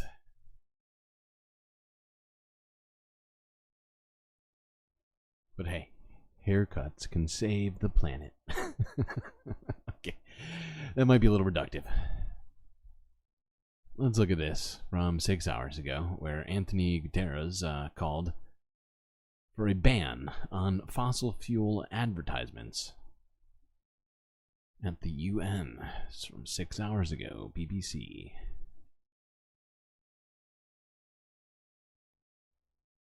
You're sitting on top of a gold mine. So more on that warning from the United Nations Secretary General, who has called for immediate action to tackle climate change, including phasing out fossil fuels, banning adverts about them, and imposing windfall taxes on energy companies. It showed an 80% chance that in at least one of the next 5 years, the limit of 1.5 degrees rise in global temperatures will be breached. Well, Antonio Guterres warns that world leaders must act within 18 months to save humanity's chances of a livable future. Let's have a listen to what he said. It means we need to fight harder now. The truth is the battle for 1.5 degrees will be won or lost in the 2020s under the watch of leaders today. And all depends on the decisions those leaders take or fail to take, especially in the next 18 months. It's climate crunch time. Climate.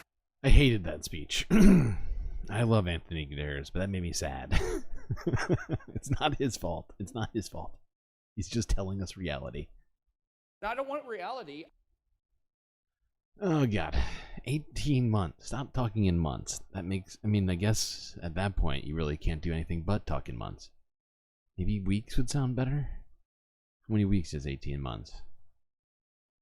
No. No, it sounds worse. 78 weeks? No.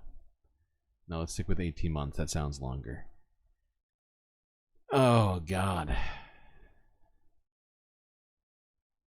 Time, says the UN Secretary General. Let's talk to our climate editor, Justin Rolat. He sounds pretty frustrated. We've had lots and lots of reports and so on, and it sounds like he feels the world hasn't really got the message. I think that's absolutely right. I mean, I wouldn't say he was angry, but I think it's fair to say he's pretty irritated. This was really quite a blistering speech, and it drew together lots of themes that he's talked about before. So one of the things he does is...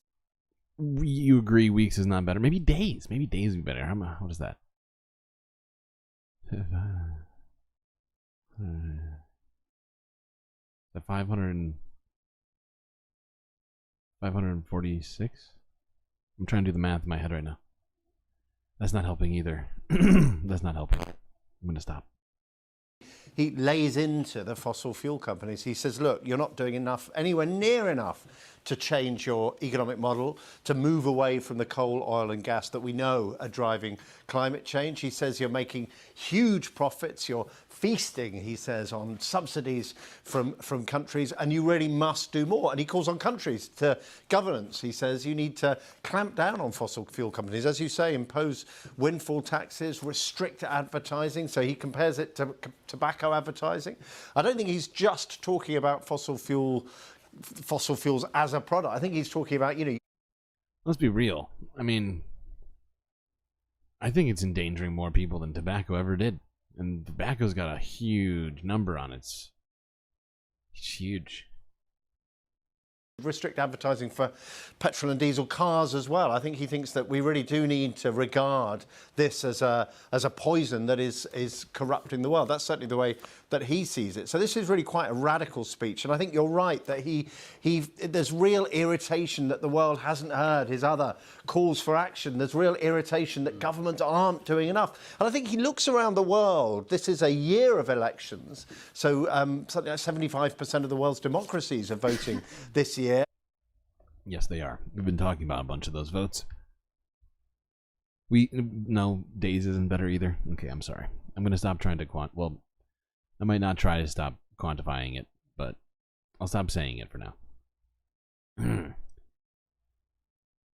Okay,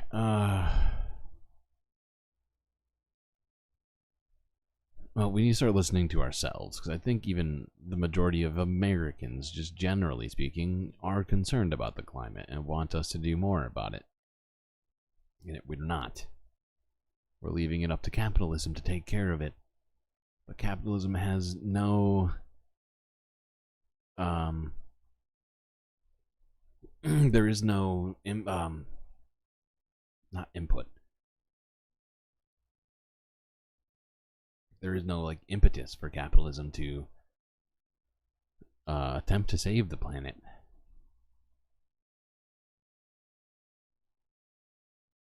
U.S. is exceptional.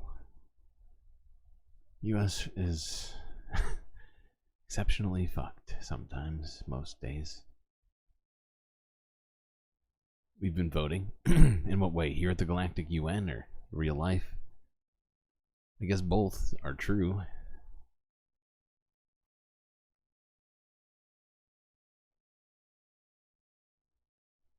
Okay, let's just listen to more from Anthony Guterres here. This is more from his speech.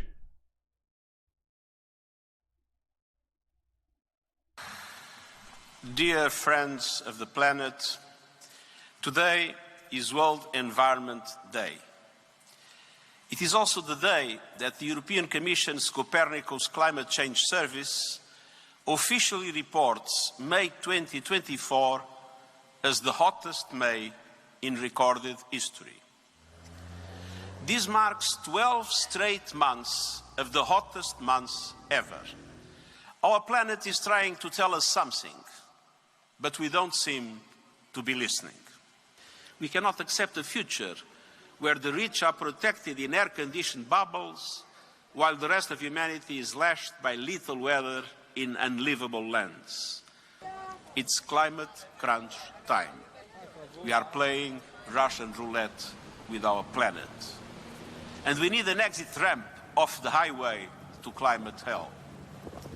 And the truth is we have control of the wheel. The 1.5 degree limit is still just about possible. Climate change is the mother of all stealth taxes paid by everyday people and vulnerable countries and communities. Meanwhile, the godfathers of climate chaos, the fossil fuel industry, rake in record profits and feast off trillions in taxpayer-funded subsidies. It is we the peoples versus the polluters and the profiteers. Together we can win. But it's time for leaders. Seriously though, let's be real. Because the fact is, American oil producers have been given historical numbers of new drilling, exploration contracts, and they have plenty of oil. They've continued to jack up prices on everybody, make make as much money as possible while the system still continues to use oil. Meanwhile, putting out as much propaganda as they can to make it so that people continue to not believe that human-caused climate change exists or that it's their fault. But we have to come to reality. It is their fault. And we can't continue consuming fossil fuels really at all. And certainly not in perpetuity. And like Anthony Guterres said, we have 78 weeks to completely change our entire course of energy consumption. Sorry, 18 months.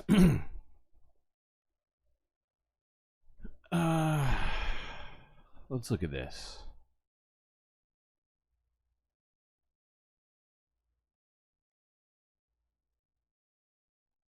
This is from TRT World from 18 hours ago. Natural gas. Oh, I was including natural gas. The fact is that statistic includes natural gas. It's not just oil. All those record contracts that Biden approved in his first 2 years of his presidency, a lot of those were shale fracking and not oil drilling. There were some, of course, but the Bakken and the what's the other one in Texas? I can't think of the name of it. Okay, what was I doing? Ah, yes, Bangladesh. Climate migrants in Bangladesh face devastation after Cyclone Ramal. Now we talked about this. Cyclone Ramal, which was a very strong storm, hit India and Bangladesh. It is with some concern. Absolutely obliterating crops, not just flooding, but absolutely devastating the food production The South of the Asian country. Delta nation of Bangladesh is one of the most climate vulnerable countries in the world. Natural disasters like cyclones, floods, salinity, and river erosion has become alarmingly irregular. Millions of its people have already become climate migrants. And by 2050, rising sea levels will submerge some 17% of the country's coastal lands and displace about 20 million. Abdul Quddus, in the remote coastal district of Borguna, used to live near the... Now, I just want to point this out for you, because the number is huge.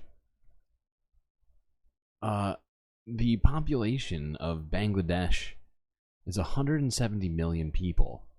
So 20 million in 170 is, what is that? 1 in every 8 people in Bangladesh will be forced to leave their homes. Of the river Bishkhali in a small makeshift tent. Then cyclone Remal hit. My fishing trawler, boat and net was all washed out by the tidal surge during the cyclone. This cyclone was more terrible than the previous cyclone Sidr. Abdul's neighbor Majida Begum is also a climate migrant. After returning from the cyclone shelter in the morning, I found nothing. It was all washed out by floodwater. We have nothing now. Tens of thousands of people of the coastal area of Bangladesh have lost their everything due to the severe cyclone Remal. They need government support as well as help from the aid agencies to recover their huge losses. To survive, many Bangladeshis frequently take small loans from different NGOs and government sources. Paying back them at this stage is a struggle. Yeah, I don't know how you're gonna pay back loans when you're living underwater, but I don't know, maybe start a sort of a submarine business or something, maybe. Okay, that's a tasteless joke.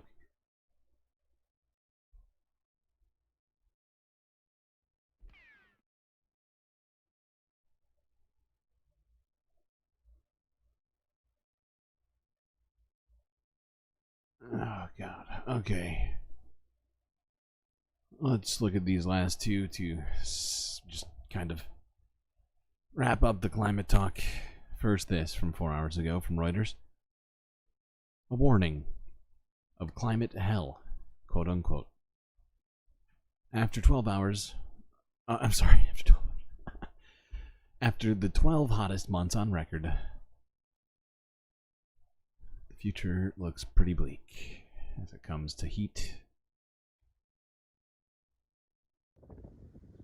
The month just ended ranked as the warmest May on record.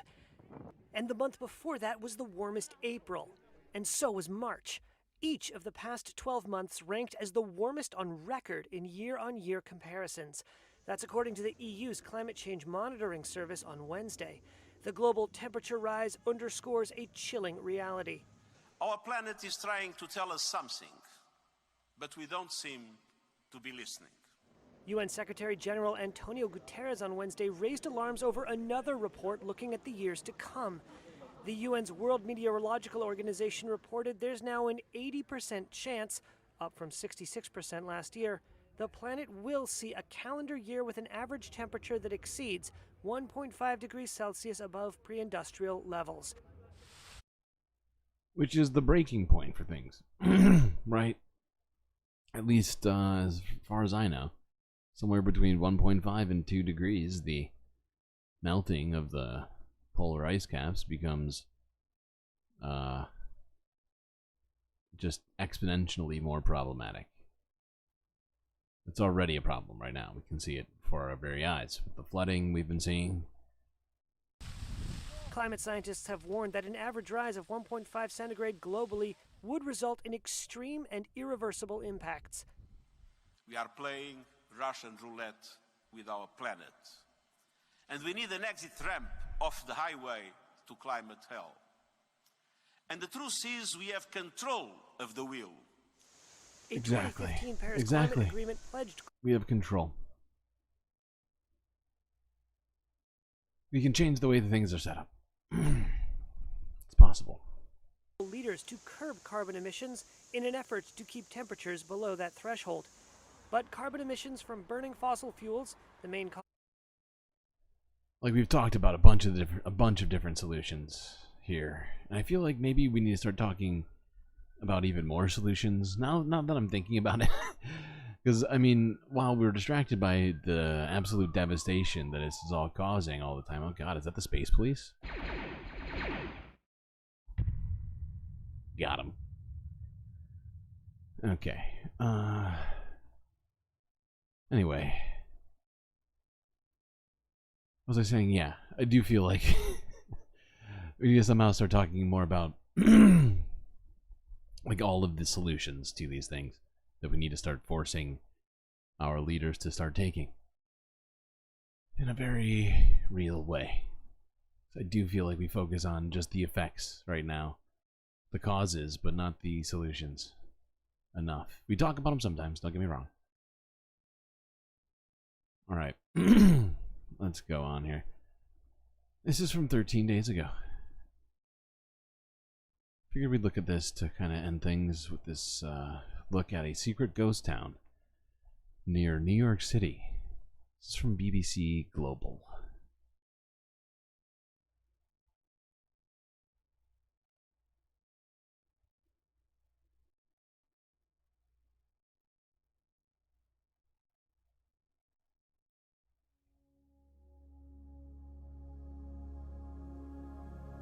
You can find ghost towns all over the world.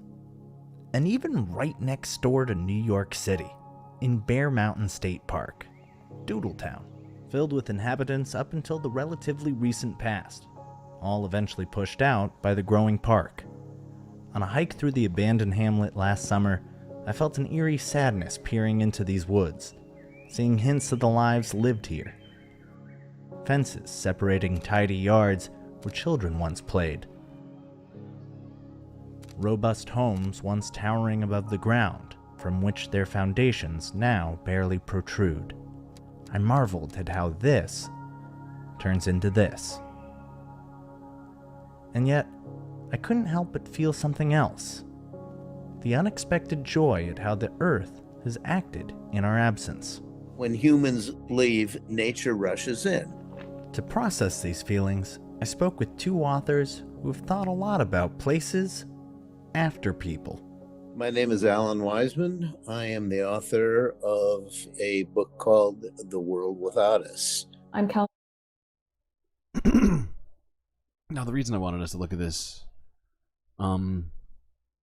is twofold, I would say, right? It's partly for us to think about, you know, what the world would be like without us in a sort of existential kind of questioning type of way, but also just the power of the earth in such a short time.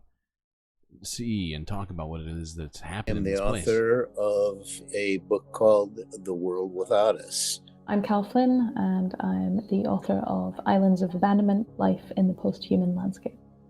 From the perspective of nature, a ghost town is a newly vacated set of physical structures that present an opportunity. For example, shelter to particular mammals, as we find in the island of Cyprus. An endemic species of sheep has recovered its numbers after a huge crash because they are sheltering in abandoned villages within the no man's lands there. The speed at which Now, here's the thing. I love everybody in chat here, and even more so, it's not just you, right? It's all of humanity, even the people who we criticize day to day. I don't desire to see anybody die. I would prefer humanity to go on. Now, I'm saying, obviously, of course, I'm not denying that death happens. Of course, that's a reality of life, but I would like to prevent the, the loss of humanity, right? Because I genuinely enjoy us, even with all of our flaws. So this is a question I think it's important, not just in general, but also just to me. Within the no man's lands there. The speed at which nature reclaims these spaces can depend largely on the climate. In a tropical environment, it's very hot, it's very damp, it rains a lot. You will see that these places transform very, very quickly. The Caribbean island of Montserrat's capital was abandoned after a volcanic eruption in 1995. It's not so long ago, but compared to a lot of the other sites that I visited, it really had a kind of lost world atmosphere to it. In The World Without Us, I visit ruins in Guatemala. We were just walking over hills that were really buried pyramids. On top of them were growing entire rainforests. It's a different story in much colder ghost towns. like former Soviet mining settlements. It's much slower as ecosystem to reclaim these kind of spaces. And so you can walk around these places that have been left for decades and find the old Soviet remains. And what of the mental impact of passing through places like Doodletown? I think there's something quite humbling about the ghost town. It says to us that your daily worries, your daily anxieties, one day this too will be dust. A chance for humility and hope. Life. Now, I mean, I totally get that sentiment that one day all of this will be dust. But I'd like to see a human story where we thrive. We have the technology to do it. It is now just about the will and about the the decisions of pretty much everybody to some degree, right? Whether or not, I mean, because it's going to take more than one person to convince governments to stop oil companies, because we're not going to convince oil companies to stop, right? At least I don't. I'm not convinced of us being. I think it'll be easier to convince governments to stop oil companies than to just convince oil companies to stop what they're doing.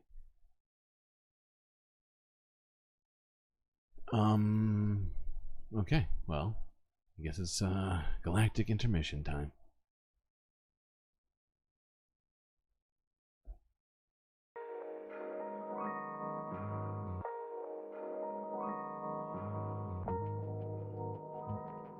Well, I hope you've all been enjoying the stream, even though I'm sure it can be difficult sometimes. If you haven't already, hit that like button. And don't forget to subscribe. It really helps me out. If you'd like to help out in other ways, well, I got one good option for you. Become a Galactic patron by going to this link in chat. Oh my god, what is happening to my face? That's right. For a few dollars a month, you can gain access to space benefits unseen by the rest of the goddamn galaxy.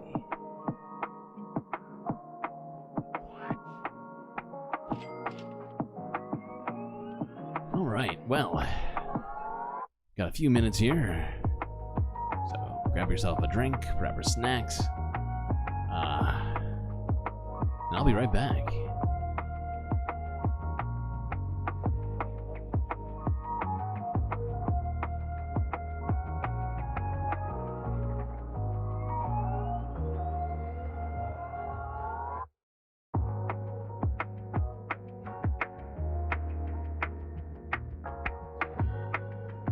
Equal parts.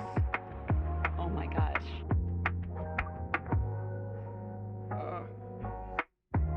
Do you know what we're here for?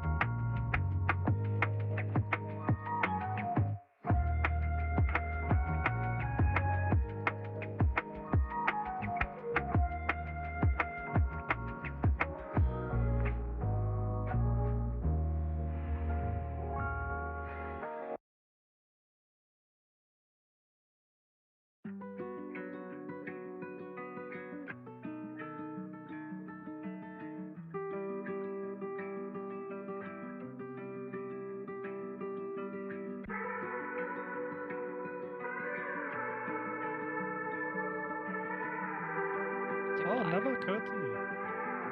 Interesting. Just crazy enough to work. Yeah.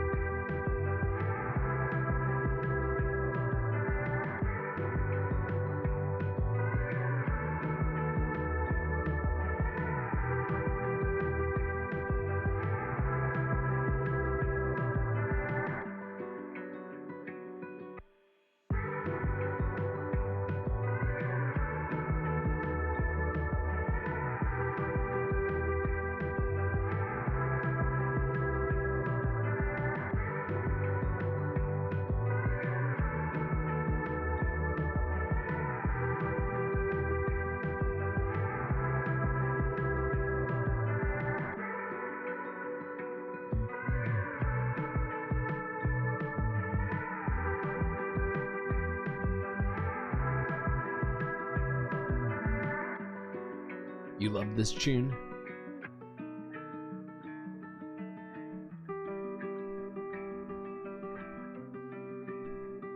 So glad to hear that, Betty.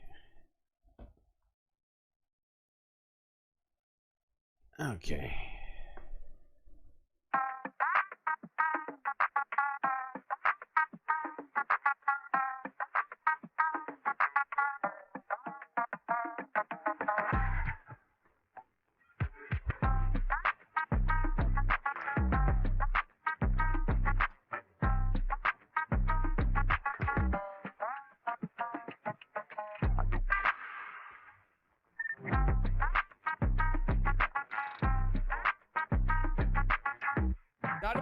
I don't want reality.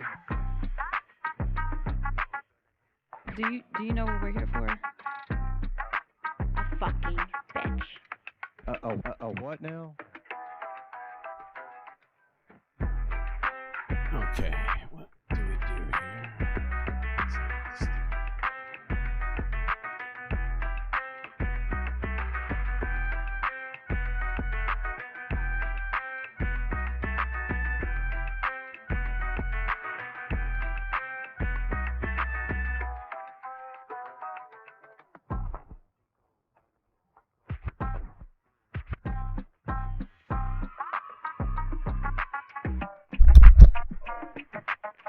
God dang it.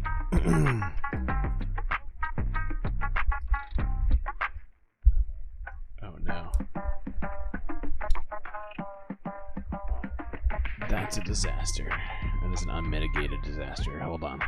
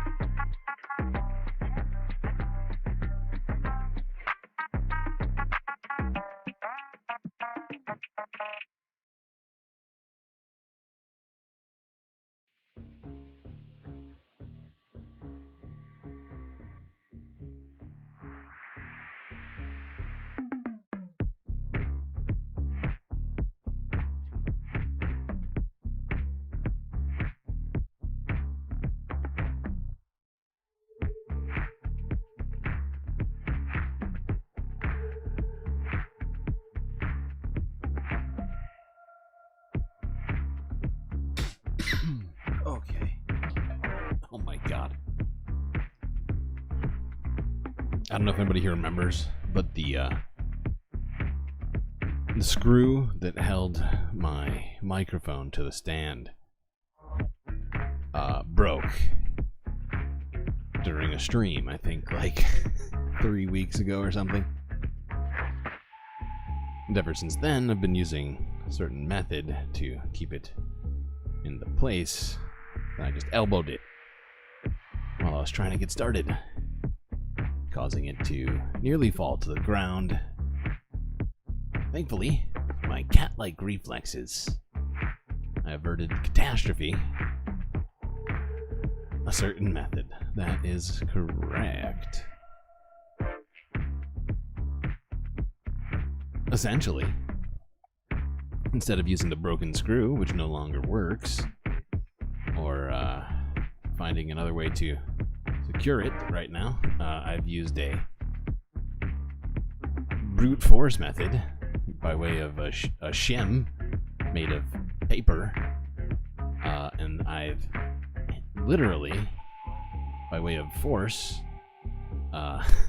jammed it into the spot where it's supposed to be. So yeah, it's functioning. You can hear my voice. I don't have to hold the microphone. Everything's happy. Okay, what was I doing now? Ah, yes. Space news. As always. Well, not always, but many a day. We hit up a little space news before we go on to the global news. However, this is both global and space news to start it off here. 12 hours ago, from Chile, where they are going to be installing the world's largest astronomy camera.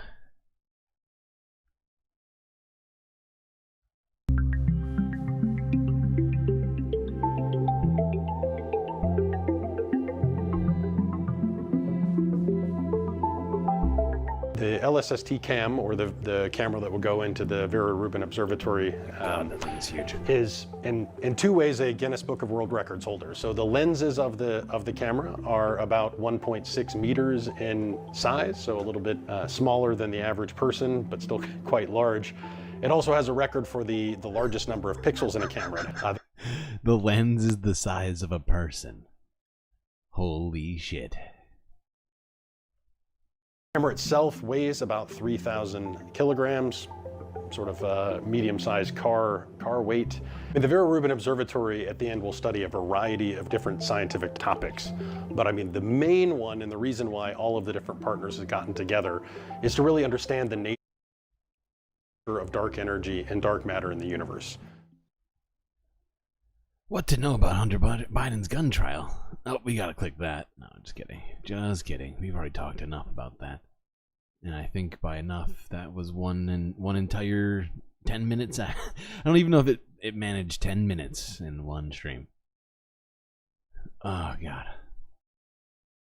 I think it was a tangent to our discussion of American gun violence culture. Okay. Enough of the world's largest astronomy camera, which, gotta say, it's pretty cool. Probably costs a shitload. Oh, God, I'm not sure it's, you know, especially after what we were just talking about. I wish we'd spent the money on, I don't know, solar panels or something. Either way, probably get some amazing images at some point. All right.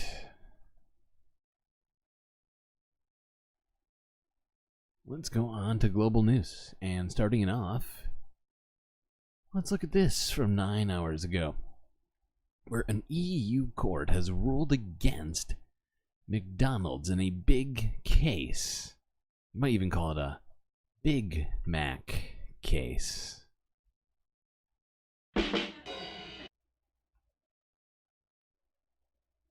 Get it? Because of the hamburger?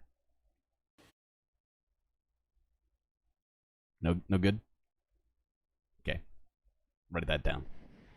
Chicken Big Macs from McDonald's are no more. Europe's second top court ruled on Wednesday that the US fast food chain had lost its trademark name in a partial win for Irish rival Supermacs. It's a decision that comes after a long-running dispute between the two companies. The court stated that McDonald's can no longer use Big Mac for poultry products specifically, after not having done so for 5 consecutive years. Fast food chain Supermacs, which opened its first restaurant in Galway in 1978, attempted in 2017 to revoke McDonald's use of... I gotta say, Super Mac sounds better than a Big Mac. No wonder they feel, what's the word? Challenged by this, somehow like emasculated. You know, oh God, they're taking away our thunder.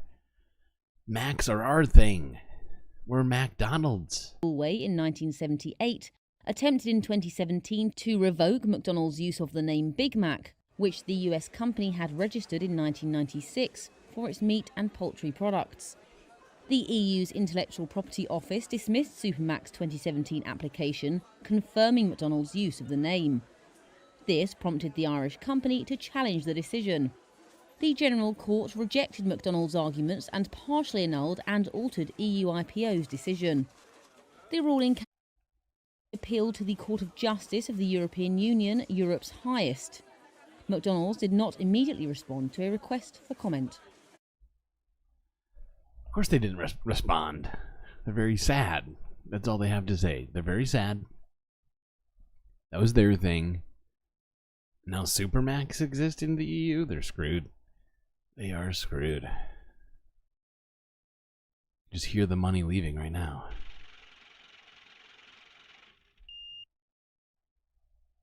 Honestly, they deserve it. Boycott. McDonald's. I'm pretty sure they're on the BDS list, if I'm not mistaken. I know I've been BDSing them. Are there specifically B? I don't think I could divest from McDonald's. I wasn't personally invested in the company. I'm not sure I have the ability to sanction. Either way, let's go on to this. Also relating to the EU, let's talk a little bit more about these farmer protests here. This is from Global News from a day ago, where tractors have taken over the streets of Brussels to protest the EU green policies.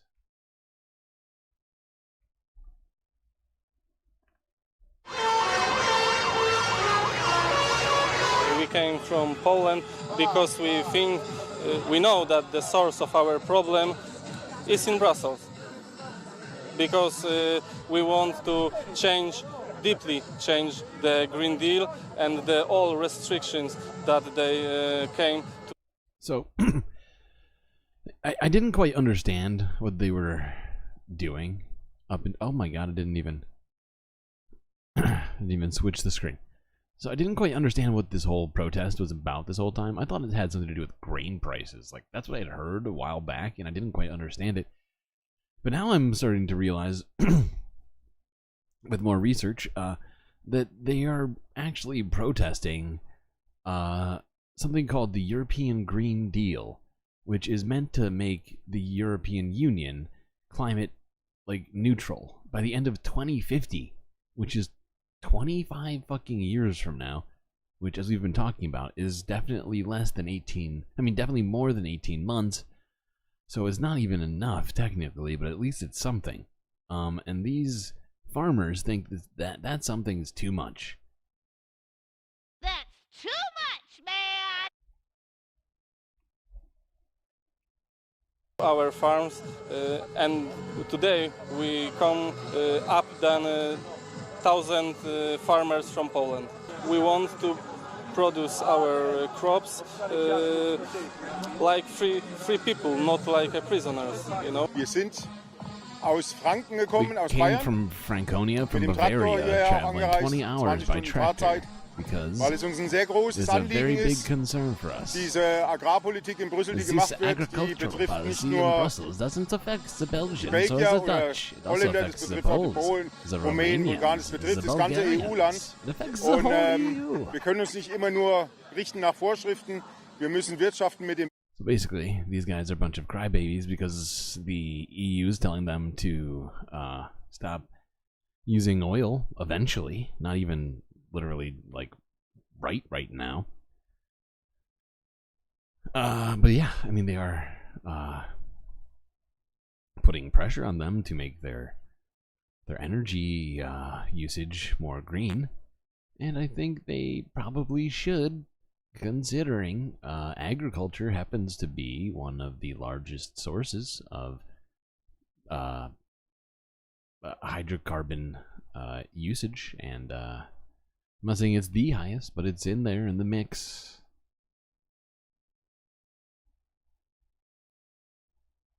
Are there any bug burgers? Like in the world? I'm pretty sure. Okay. Now that could have been in the climate change section, I suppose. But I didn't think about it.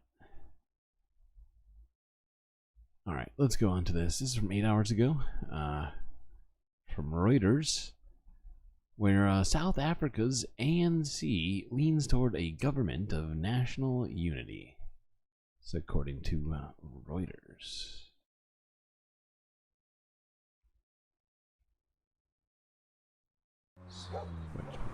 South Africa's African National Congress is leaning towards trying to form a government of national unity with a wide range of parties, it said on Wednesday. That's after the ANC lost its majority, for the first time since Nelson Mandela led it to power in 1994 elections that marked the end of apartheid. It remains the largest party, but is unable to govern alone. Spokesperson Mahlengi Bengu-Motsiri cited the results of last week's election, saying, "A government of national unity is what the people of South Africa said to us." Bengu-Motsiri said the ANC has been talking to 5 parties, ranging from the Free Marketeer Democratic Alliance to the Marxist Economic Freedom Fighters. Wow, the Marxists are way up here. What are they, number 4 in the number of seats that they were taking in this election? The business sector and investors have a strong preference for a deal with the strongly pro-business DA. So, we've talked about this election quite a lot recently, as turned out to be quite consequential. The ANC lost its historical majority that was established during the leadership of Nelson Mandela, and it definitely signals something of a change in South African politics, potentially for the best, as the ANC over the more recent years had been accused of a lot of corruption and mishandling of public resources. So I would like to think that some of the sort of optimistic things coming out of this what I'm hearing are in fact true, and that they're gonna start working in a more beneficial way for South Africans. Okay, I was actually pretty shocked to hear that a Marxist party took a big chunk of the votes in a big place like South Africa.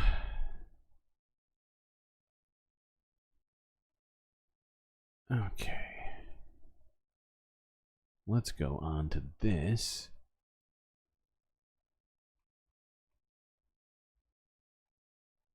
This is from oh shit, this was in here yesterday. Why is this still in here? Whatever. Actually, this is good enough news. I'm fine with looking at this 2 days in a row. This is from a day ago, from the South China Morning Post, where, if you haven't heard yet, the Maldives Islands have banned all Israeli tourists from entering their country.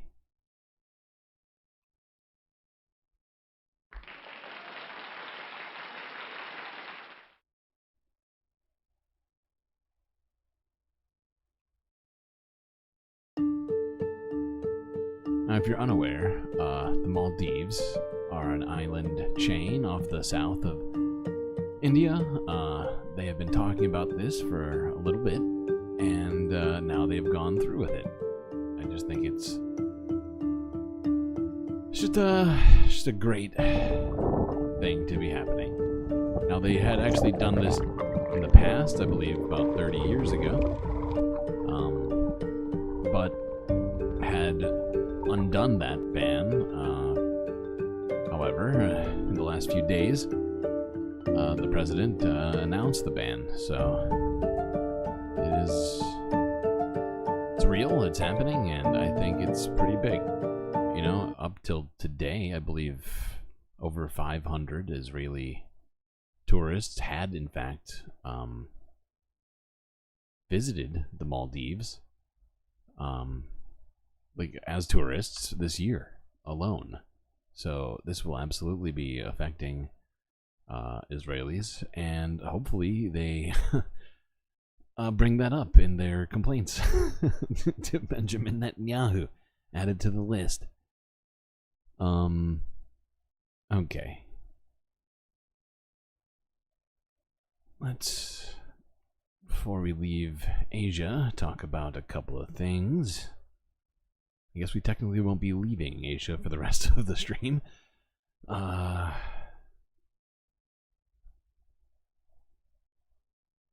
Okay, first, let's talk about this.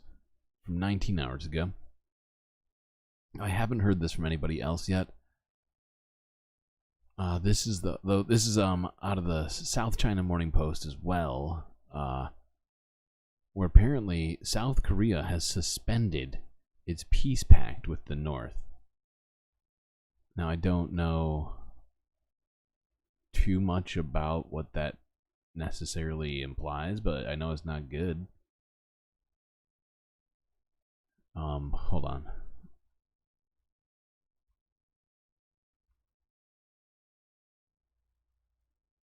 Wait, go back.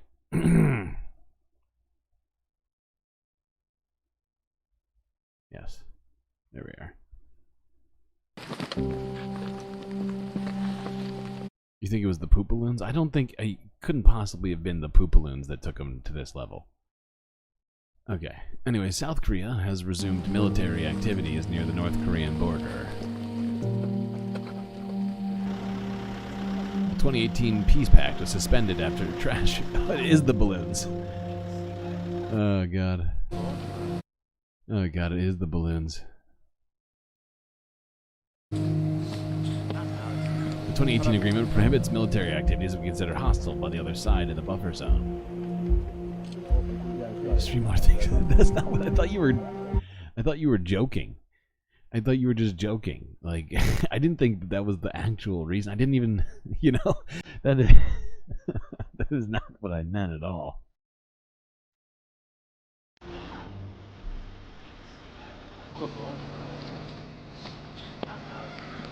Considered hostile by others along the land and sea borders.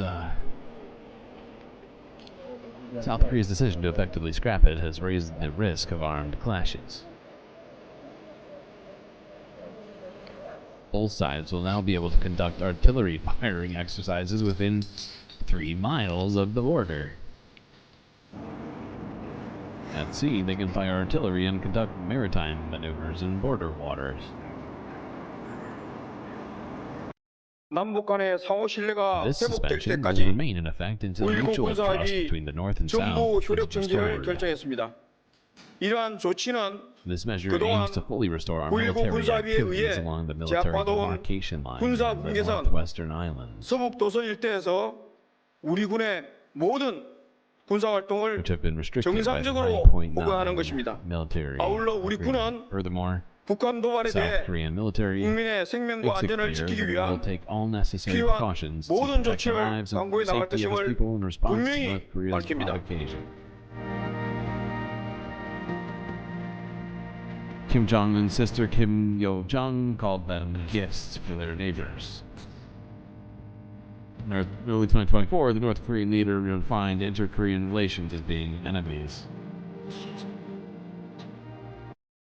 That decision abandoned Pyongyang's view of the South as half of a country to be reunified. Yeah, well, this is not a good escalation, I would say. The fact that it's poop balloon related is just wild.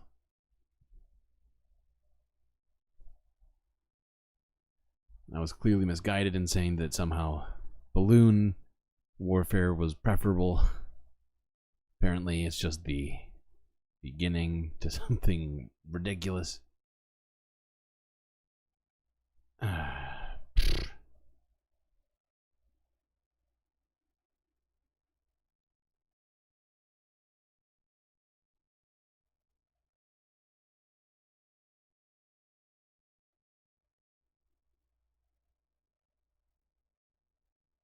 Wait, what? You agree I'm doing great? Oh, thank you. I'm not doing a great at remembering where I am. Oh, yeah. This is from TRT World from 9 hours ago. If you haven't heard this yet, in fact, you may not have. This doesn't have that many views. A gunman has fired shots at the U.S. Embassy in Beirut, in Lebanon. Let's talk about this really quickly.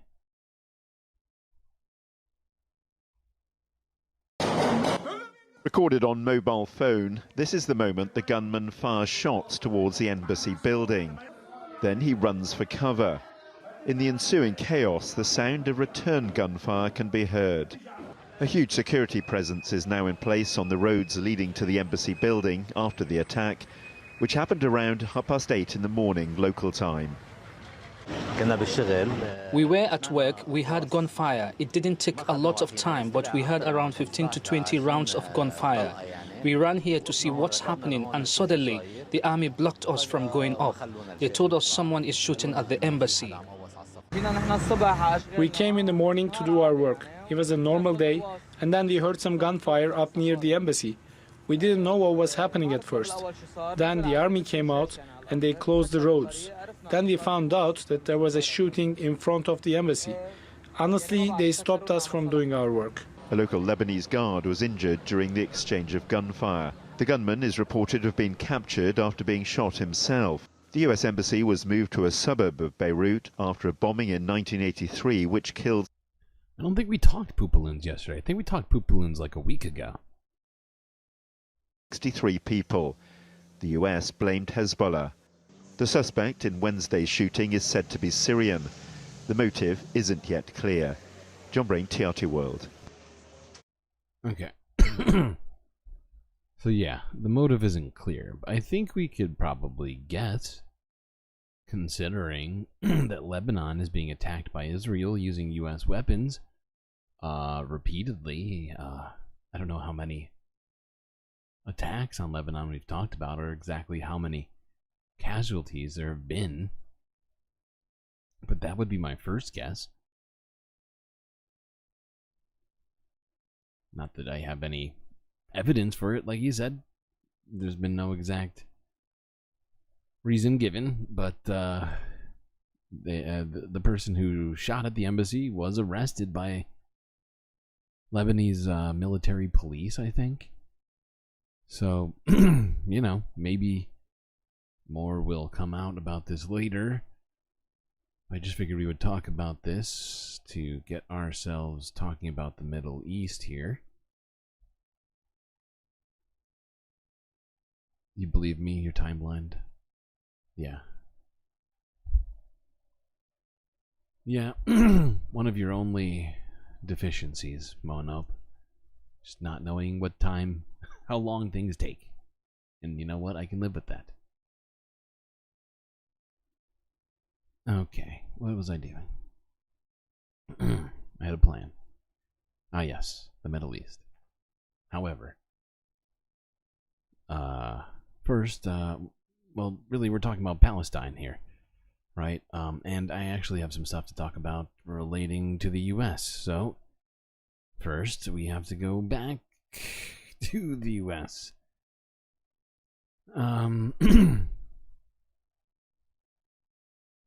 This is from a day ago, where in Canada, a parent is complaining about a Palestinian flag in BC classroom, forcing quote-unquote politics on kids. Help! Help! I'm being repressed!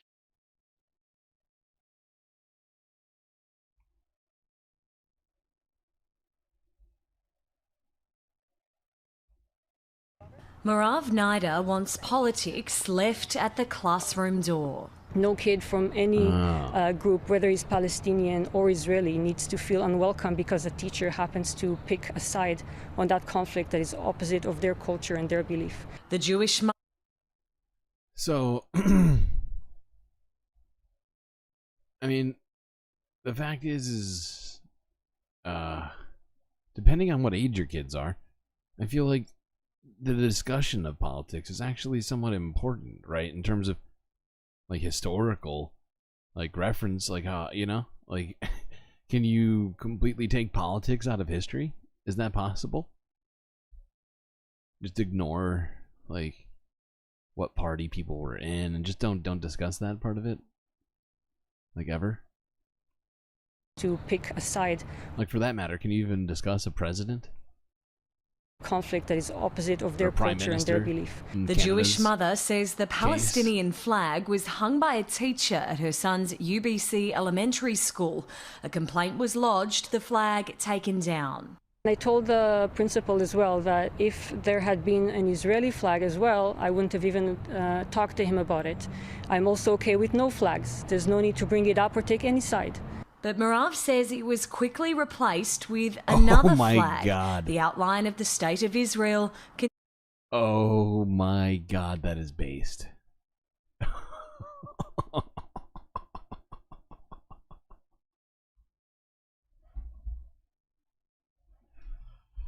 Oh my God, this is the best response I've ever seen.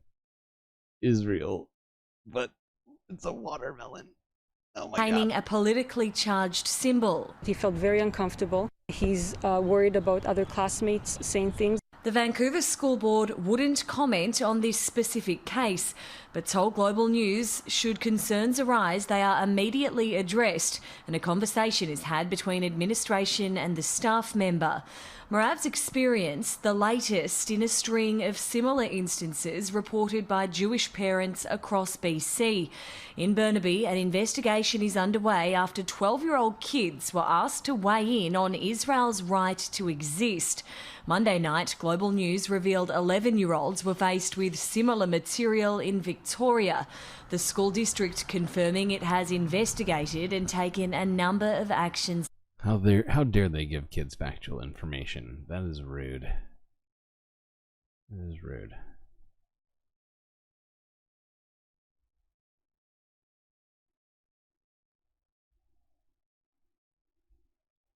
Okay. Now let's look at something that's been unfolding over the last 12 hours or so. Where at Stanford University, pro-Palestinian demonstrators have decided to occupy the Stanford University president's office.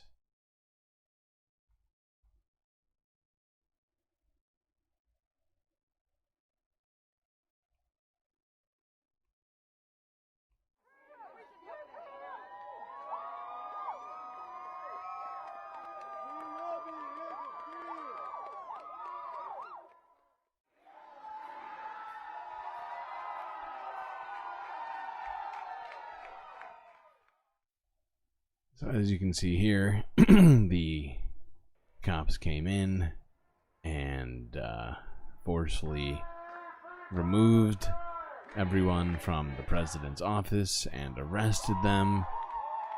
I believe nearly, or actually more than a dozen people were arrested for having occupied the president's office.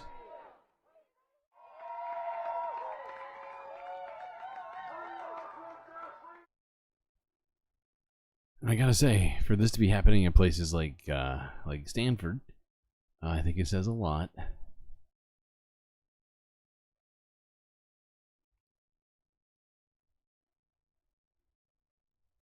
mean, I think it must cost like $500,000 to get a degree at Stanford, and some of these people are facing expulsion.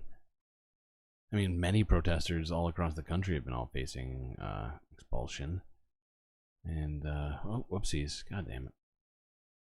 Did not mean to do that. Okay.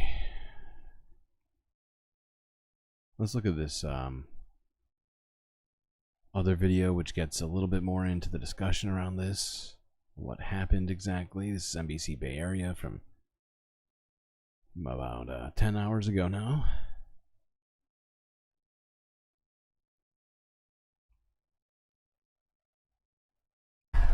Well, we are following that breaking news on Stanford's campus. Right now, crews tearing down pro-Palestinian encampments. Now, this comes hours after 13 arrests were made. This is when protesters entered the university's president's office.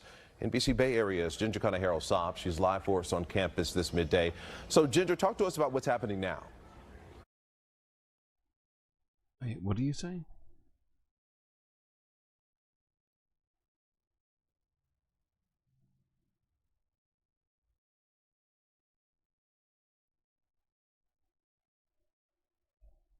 Are you saying that Israel is a Jewish mafia? I'm confused about what this statement means. Well, it has been quite a chaotic morning at points, at times here on Stanford's campus. Marcus, you can see the protest encampment behind us. That is White Plaza here at Stanford. The encampment is now basically cleared at this point. Those barricades around it were also just put up within the last hour. We've seen campus staff load belongings from the encampment onto trucks. Those trucks just left moments ago. We haven't gotten official word from campus security or the university where they'll be taken, but we did overhear someone tell the students that belongings will be held for 90 days at an office. Now, we have reached out to the university, but have not yet heard back specifically about clearing this encampment. We did, however, speak with one student who has been camped out here. She was shocked to see the encampment after briefly leaving it this morning. Here's more of what she had to say. No idea this was happening. Workers were very aggressive with students when they tried to get their stuff. Students who were in the encampment before this started were pushed out very aggressively. We're not given any sort of clear information or context as to why this was happening. And obviously this comes as a retaliation after 13 brave Stanford students were arrested this morning. Well, what she was just referring. Seriously. I think it's amazing the protesters are continuing into the summer after most have already had their graduation ceremonies or whatever else, and trying to force this issue. Clearly, universities have not given up whatsoever on trying to shut this down, which is really unfortunate. You're saying there's an actual Zionist Jewish mafia? See, I just don't know anything about that. Just not familiar with what you're referring to.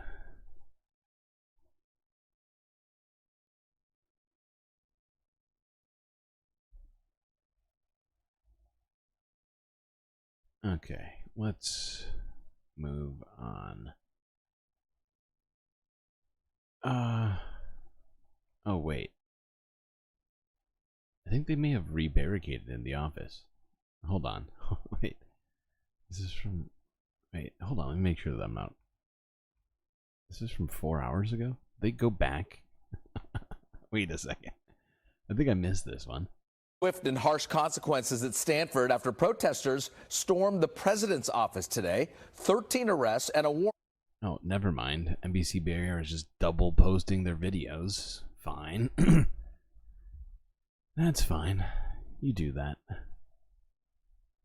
Okay, we don't need to watch that. Let's move on. This is from 2 days ago. Watch as the State Department spokesperson details what Hamas is capable of during war.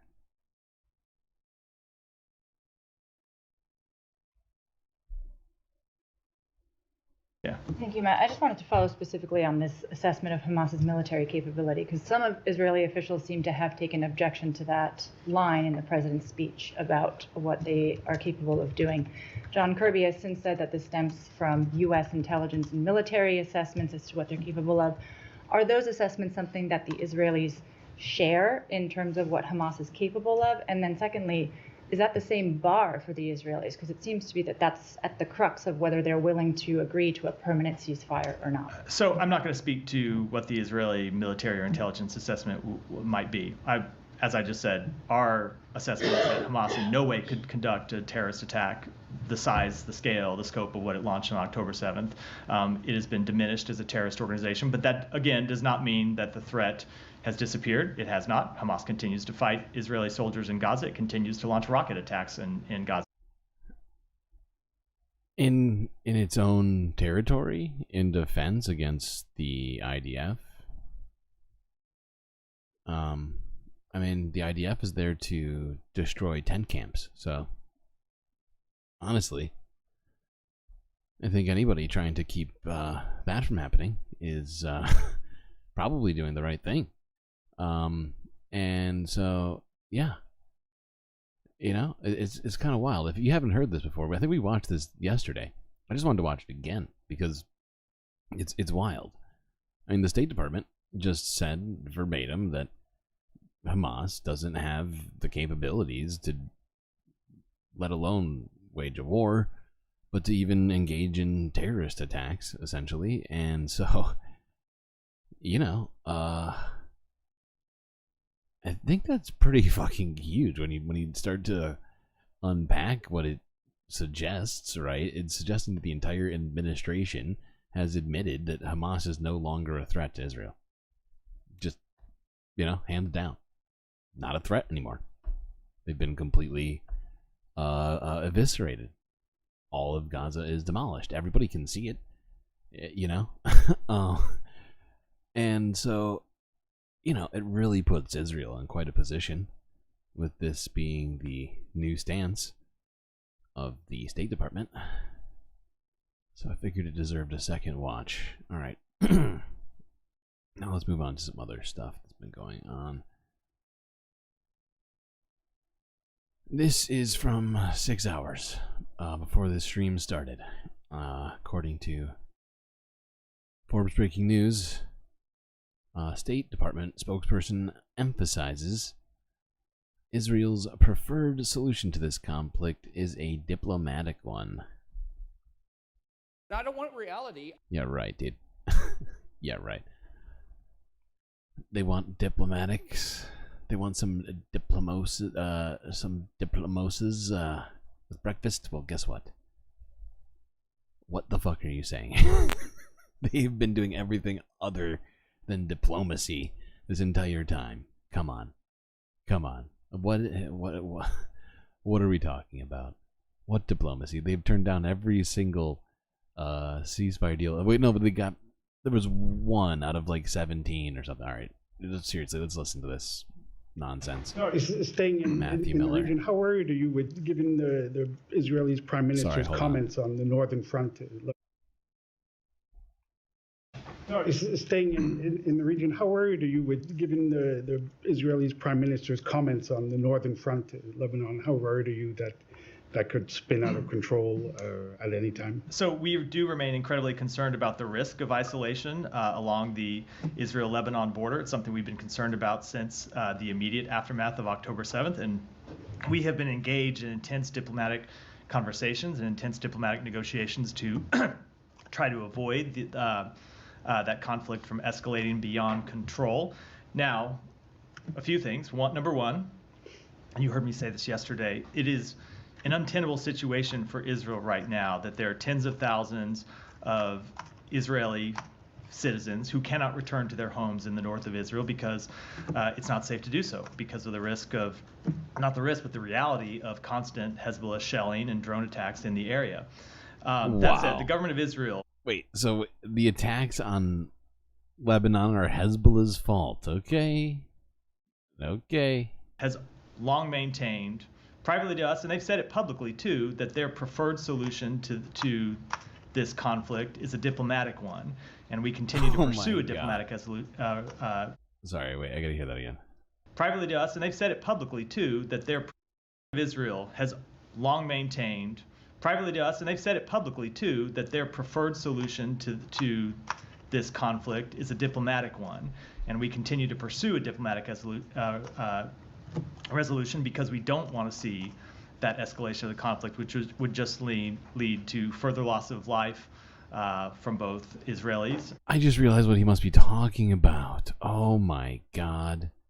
Now it all makes sense. Check this out, Chad. You remember like a week ago when Nikki Haley went to Israel and started signing bombs? Maybe that's what they mean by diplomacy. A former ambassador signing bombs. That does... Now it all makes sense, actually. I don't want reality. Okay, seriously though. I have seen essentially near zero diplomacy from Israel, unless you count Israel saying these deals aren't good enough for us, while more and more of their citizens come out to the streets asking for ceasefire deals, for their hostages back. But yeah, I have yet to see any real diplomacy, including from the United States, until very, very, very recently. Unless you call blocking ceasefire deals and the UN, things like that.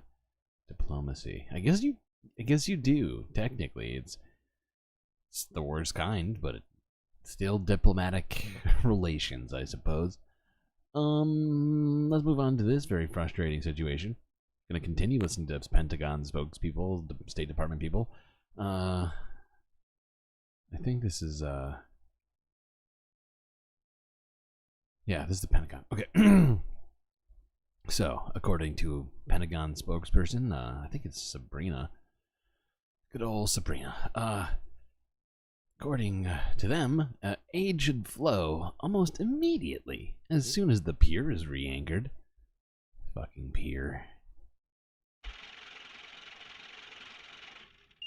So yeah, if you somehow haven't heard, the last week and a half or so, the $320 million aid pier, which was built by the United States in all contravention of logic and the expert opinions of aid workers, saying that it was a ill-fated plan from the beginning due to its what do you call it? Limitations on how much aid can actually be delivered by it. It broke off. It's shaped like a T, so the top of the T, flat portion, broke off and floated off into the ocean. They've been talking about how they just need more money and parts to fix it. Let's listen to this.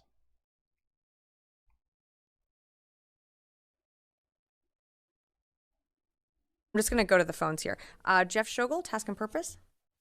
Thank you, and I apologize if this has already been addressed in another briefing, but is there going to be anything different when the JLOTS pier is re-anchored to make sure that it deals with the surf and the tides better, so the chances of it breaking up again are less? Thank you so much. Yeah, thanks, Jeff, for the question. So I think it's important to remember that for a little over a week, JLOTS was operating quite efficiently. We were able to in total over 1,000 metric tons. I don't think she really wants. I don't think she was really very happy about that question. Hold on.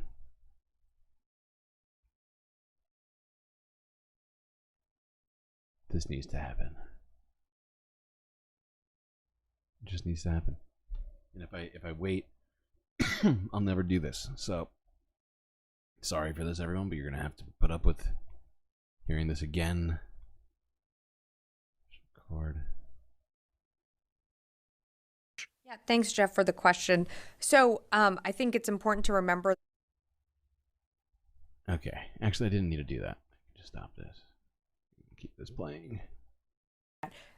For a little over a week, JLOTS was operating quite efficiently. We were able to get, in total over 1,000 metric tons into Gaza. What happened was something that was quite unprecedented. It was the high sea states and then that storm that changed direction and created an untenable environment for JLOTS to operate in. There's no change to how JLOTS is going to continue to operate. What we are going to do is continue to monitor weather conditions. If there is a time and place where the commander feels that there's another storm coming and out of an abundance of caution, removes that temporary pier for whether it be hours or a day, I could see that potentially happening in the future, but obviously it's hard to predict the future when it comes to weather. So right now, no change. JLOTS is going to operate as it did before, and it was successful in that regard. We're going to work to continue to get humanitarian aid. Why do we keep calling it JLOTS? What does that mean? Is that some sort of acronym? It's gotta be. I assume that's the doc. She keeps saying this random JLOTS.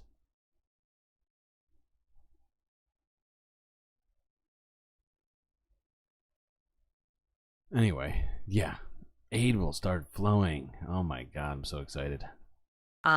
Into the Palestinian people who need it most, and that aid should flow hopefully almost immediately as soon as the pier is re-anchored into the beach of Gaza. Right. Okay, I guess, yeah, I guess we have to wait for a pier, a floating pier, instead of just doing what every single aid organization has said needs to be done, which is getting aid in by way of ground in trucks, as it always has in Gaza.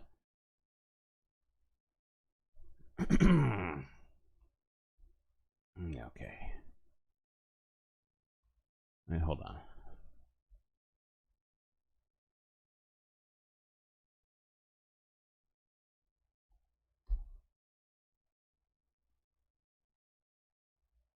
Yeah, thanks, Jeff, for the question.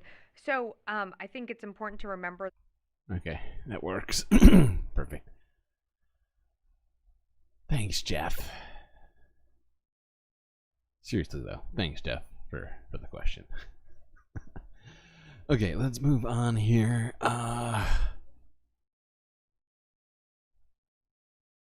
Just trying to have a modicum of fun amidst all the terrible. And there's more terrible. This is from 19 hours ago, showing Israeli military troops operating in the Gaza Strip still, amidst the ceasefire deal being on the table. They are just doing literally all of the worst possible things.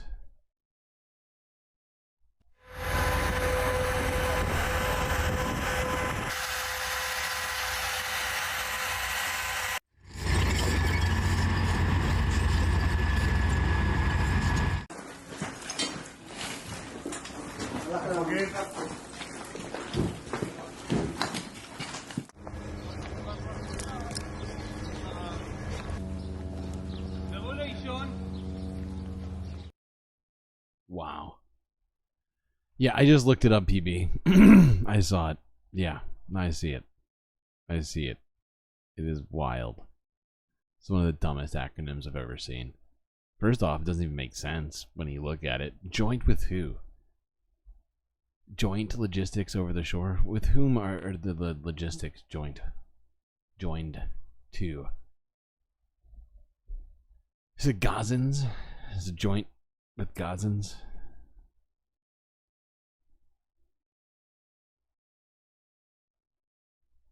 Over the shore. Doesn't that apply boots on the ground? I'm very confused. Over the shore is land, isn't it? Isn't the shore land?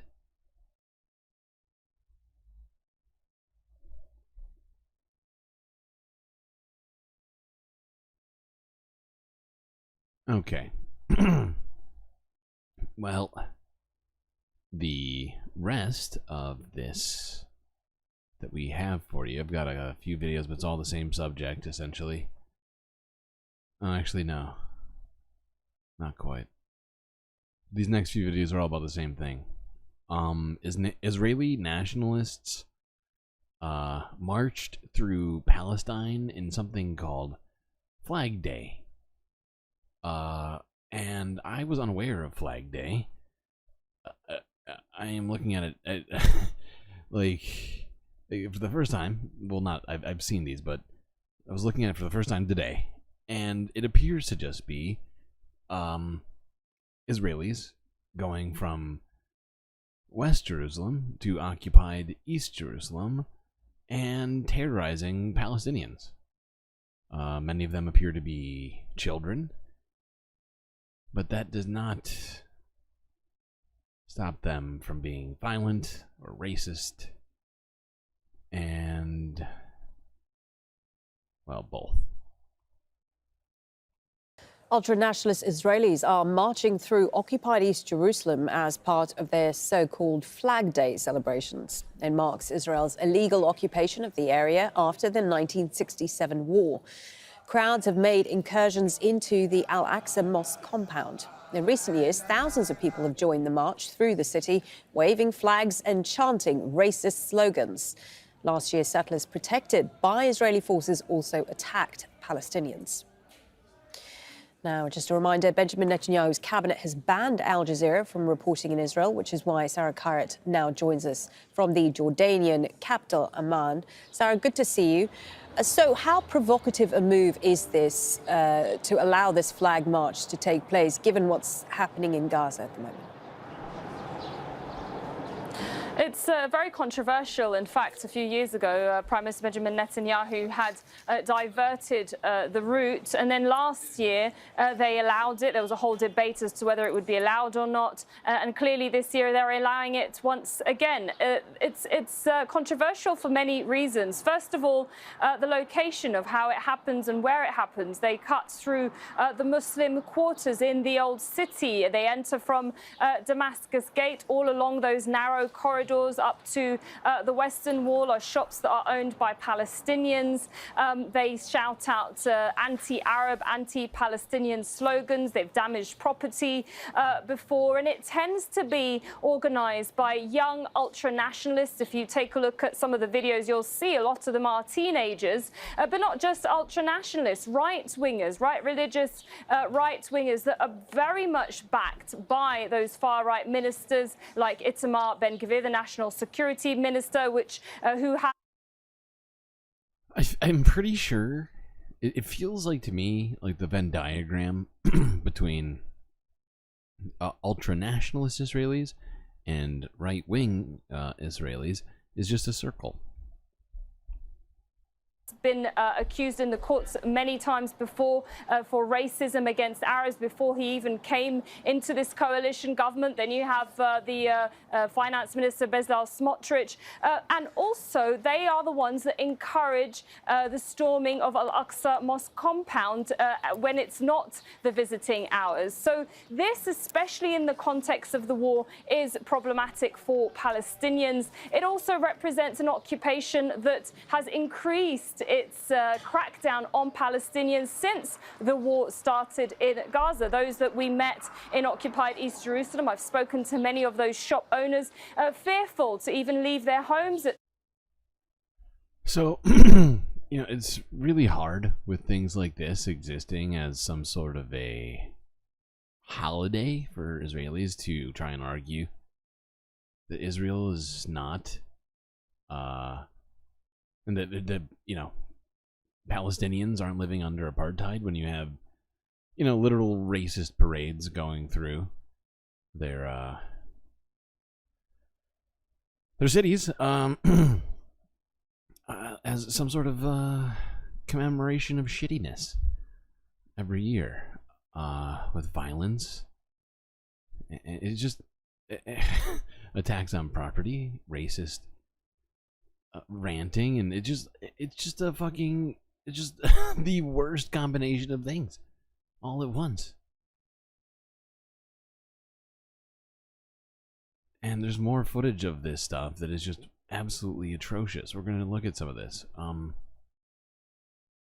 Quickly though, let's look at this. This is just a picture of one of the marches.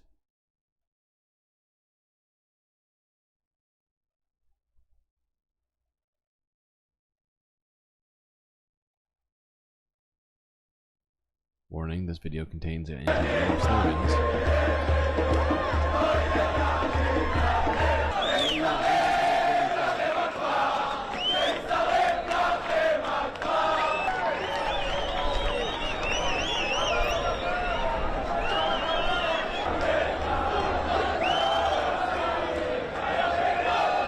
That is Al-Aqsa Mosque. This is Al-Aqsa Mosque right here, okay?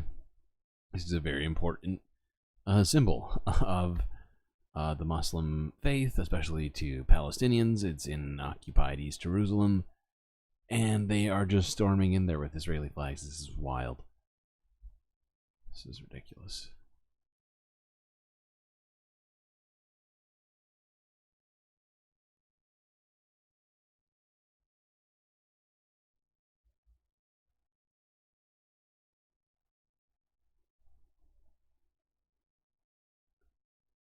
Okay, let's look at this. This is the last video we have on this insane Israeli holiday. It's what Hitler's militias did to target Jewish businesses in the 30s. Yeah, it does feel very familiar. This is from 8 hours ago. ABC News Australia. Australian journalist attacked amid violence at Israel's Jerusalem Day march.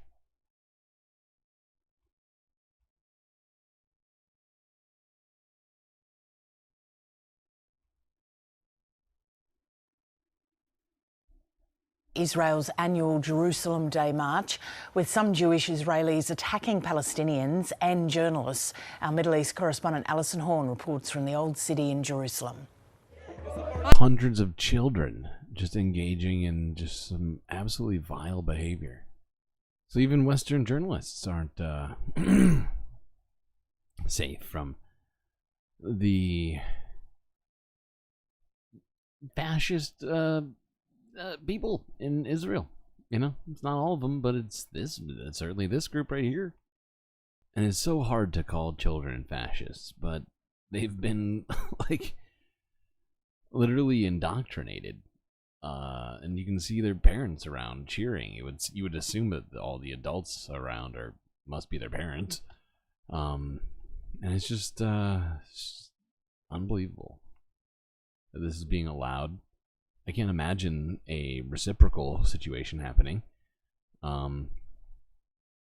with Palestinians, you know, with the shoe on the other foot, if you will, with, I don't know, thousands of Palestinians rushing into a temple in Israel. I certainly don't think that would be met with the same sort of excitement by these people in this moment. But, you know, hey, no, crazier things haven't happened.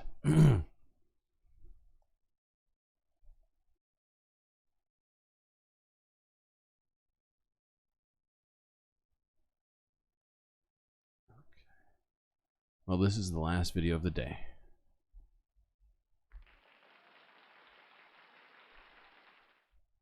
This is from 16 hours ago from BBC News.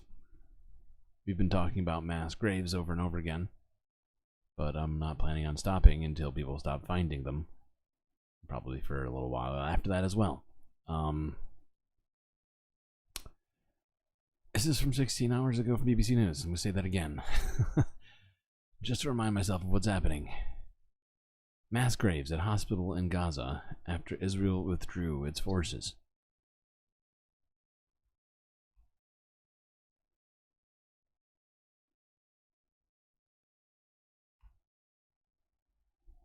But now we're going to get the latest on the Israel-Gaza war. Security officials from the United States, Egypt and Qatar will meet in Doha today to try to revive negotiations on a ceasefire in Gaza.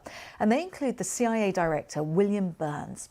The White House says it's still waiting for a response from Hamas on a plan presented by President Biden last Friday. Hamas has insisted that any deal it subscribes to must... It's a really weird way of putting it, considering Israel still hasn't accepted the deal. Why is it just Hamas? If Hamas accepts it, it's automatically put in place. Is that what they're saying? Because it sounds like that's what they're saying, but it's not the truth. To a permanent ceasefire and also an Israeli withdrawal from Gaza. On Tuesday, the Israeli army launched a new operation against Hamas in the Burj refugee camp in the center of Gaza. Israeli forces are continuing to mount an offensive in the southern city of Rafah. And the Al-Shifa hospital in Gaza City was the subject of multiple Israeli raids earlier this year. Our Middle East correspondent Yolande Nell has been speaking to rescue workers who have examined the wreckage amid calls for an international investigation into the hospital's destruction. Amid ruins that reeked of death, Palestinians poured over what was once Gaza's biggest and best equipped hospital after Israeli forces withdrew. Israel's military raid in March was the second at the site, and it was dramatically destructive. 4 mass graves containing, local search teams say, hundreds of bodies have now been dug up at Al-Shifa, prompting international calls for an investigation into possible war crimes. Yeah, no kidding. There are reports of suspicious finds. We've discovered bodies of women and children and people without heads, as well as torn body parts. Israel's horrific. military says it exhumed bodies which Palestinians had buried earlier as it searched for hostages seized by Hamas. But Now, I know we've talked about this mass grave to some degree. However, they are still unearthing everything, well, everyone from the site. And, well, it's a situation that is still ongoing. The numbers keep going up the more that they dig through the rubble, and the fact is that there needs to be an on-the-ground investigation by the international community, and we have not seen that at all. Because first off, Israel hasn't let anybody in. They've bombed all the aid agencies and barred all independent observers from coming into the country, from like all journalists. I mean, it's really, you know, it should be obvious to absolutely every single person in power right now what is happening. some of the dead were patients. Waleed believes his mother Lena died of malnutrition and dehydration. Her corpse was badly decomposed. I identified her from particular marks on her legs. She'd been wounded in November and had a toe amputated on each foot. Israel blames any deaths of patients on natural causes, but the World Health Organization says those trapped. That is literally impossible with what we're looking at. That is, wow. All deaths of patients blamed on natural causes while the hospital looks like it got... I mean, it looks like, you ever play that game Rampage? It looks like that giant, lizard came and, like, you know, started smashing the building until it was on fire. It literally looks like it got bombed over and over and over again. It's a fucking hospital. It's not, you're not supposed to be bombing it for the first place. But you know, to try and suggest that somehow a place that you bombed, everybody that's there was I mean, I can't even say the sentence again. How could you? It's wow, the gaslighting has not stopped. Really hasn't. Okay.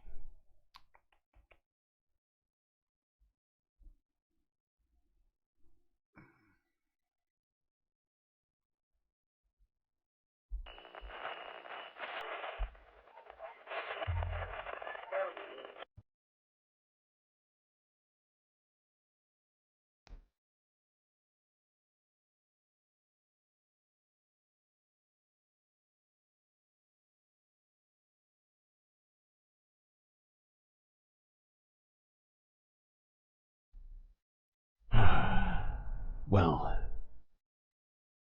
looks like we've made it through another one, chat. I hope you all enjoyed. That is all I've got in me tonight. Till I see you next time. You stay classy, Galactic Stream Nation.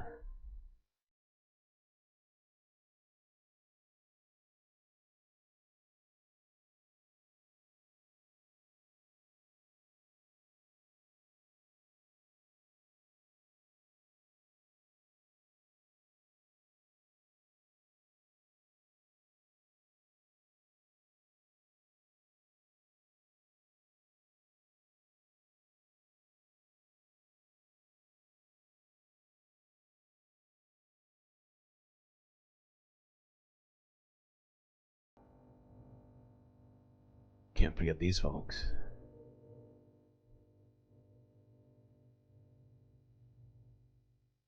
These are your galactic patrons. Gabby, Goth Dogs, Aaron W, Mitty, PB, Robot Cat, Morbius Dragon, The Anti-Corporatist, Moanoip, Nadia, Pitchforks Dragon, Vincent Morales, and Donald James X. That's right. All these people made the right decision in life and have decided to help produce this show, which you are witnessing right now with your eyes and ears. You too can do the same by going to that link in chat. Where galactic benefits await you, unseen by the rest. Goddamn galaxy. Write that down.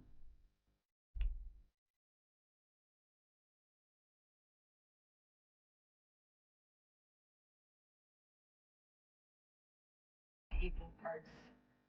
Oh my gosh.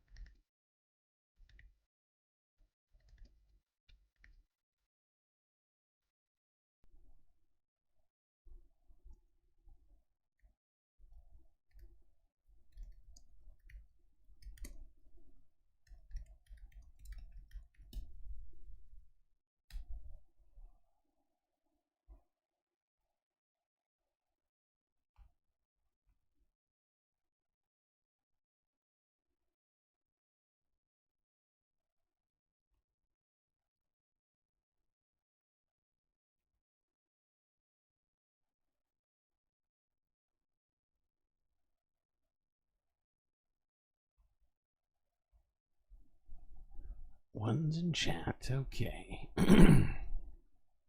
That's gonna engage the super galactic chill stream.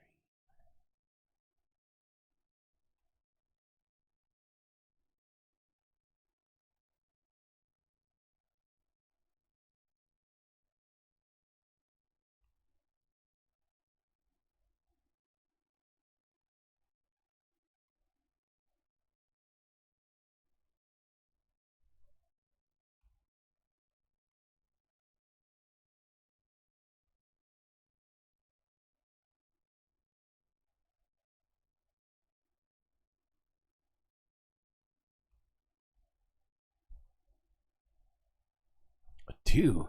Oh no. Oh god. The chill stream. It won't engage.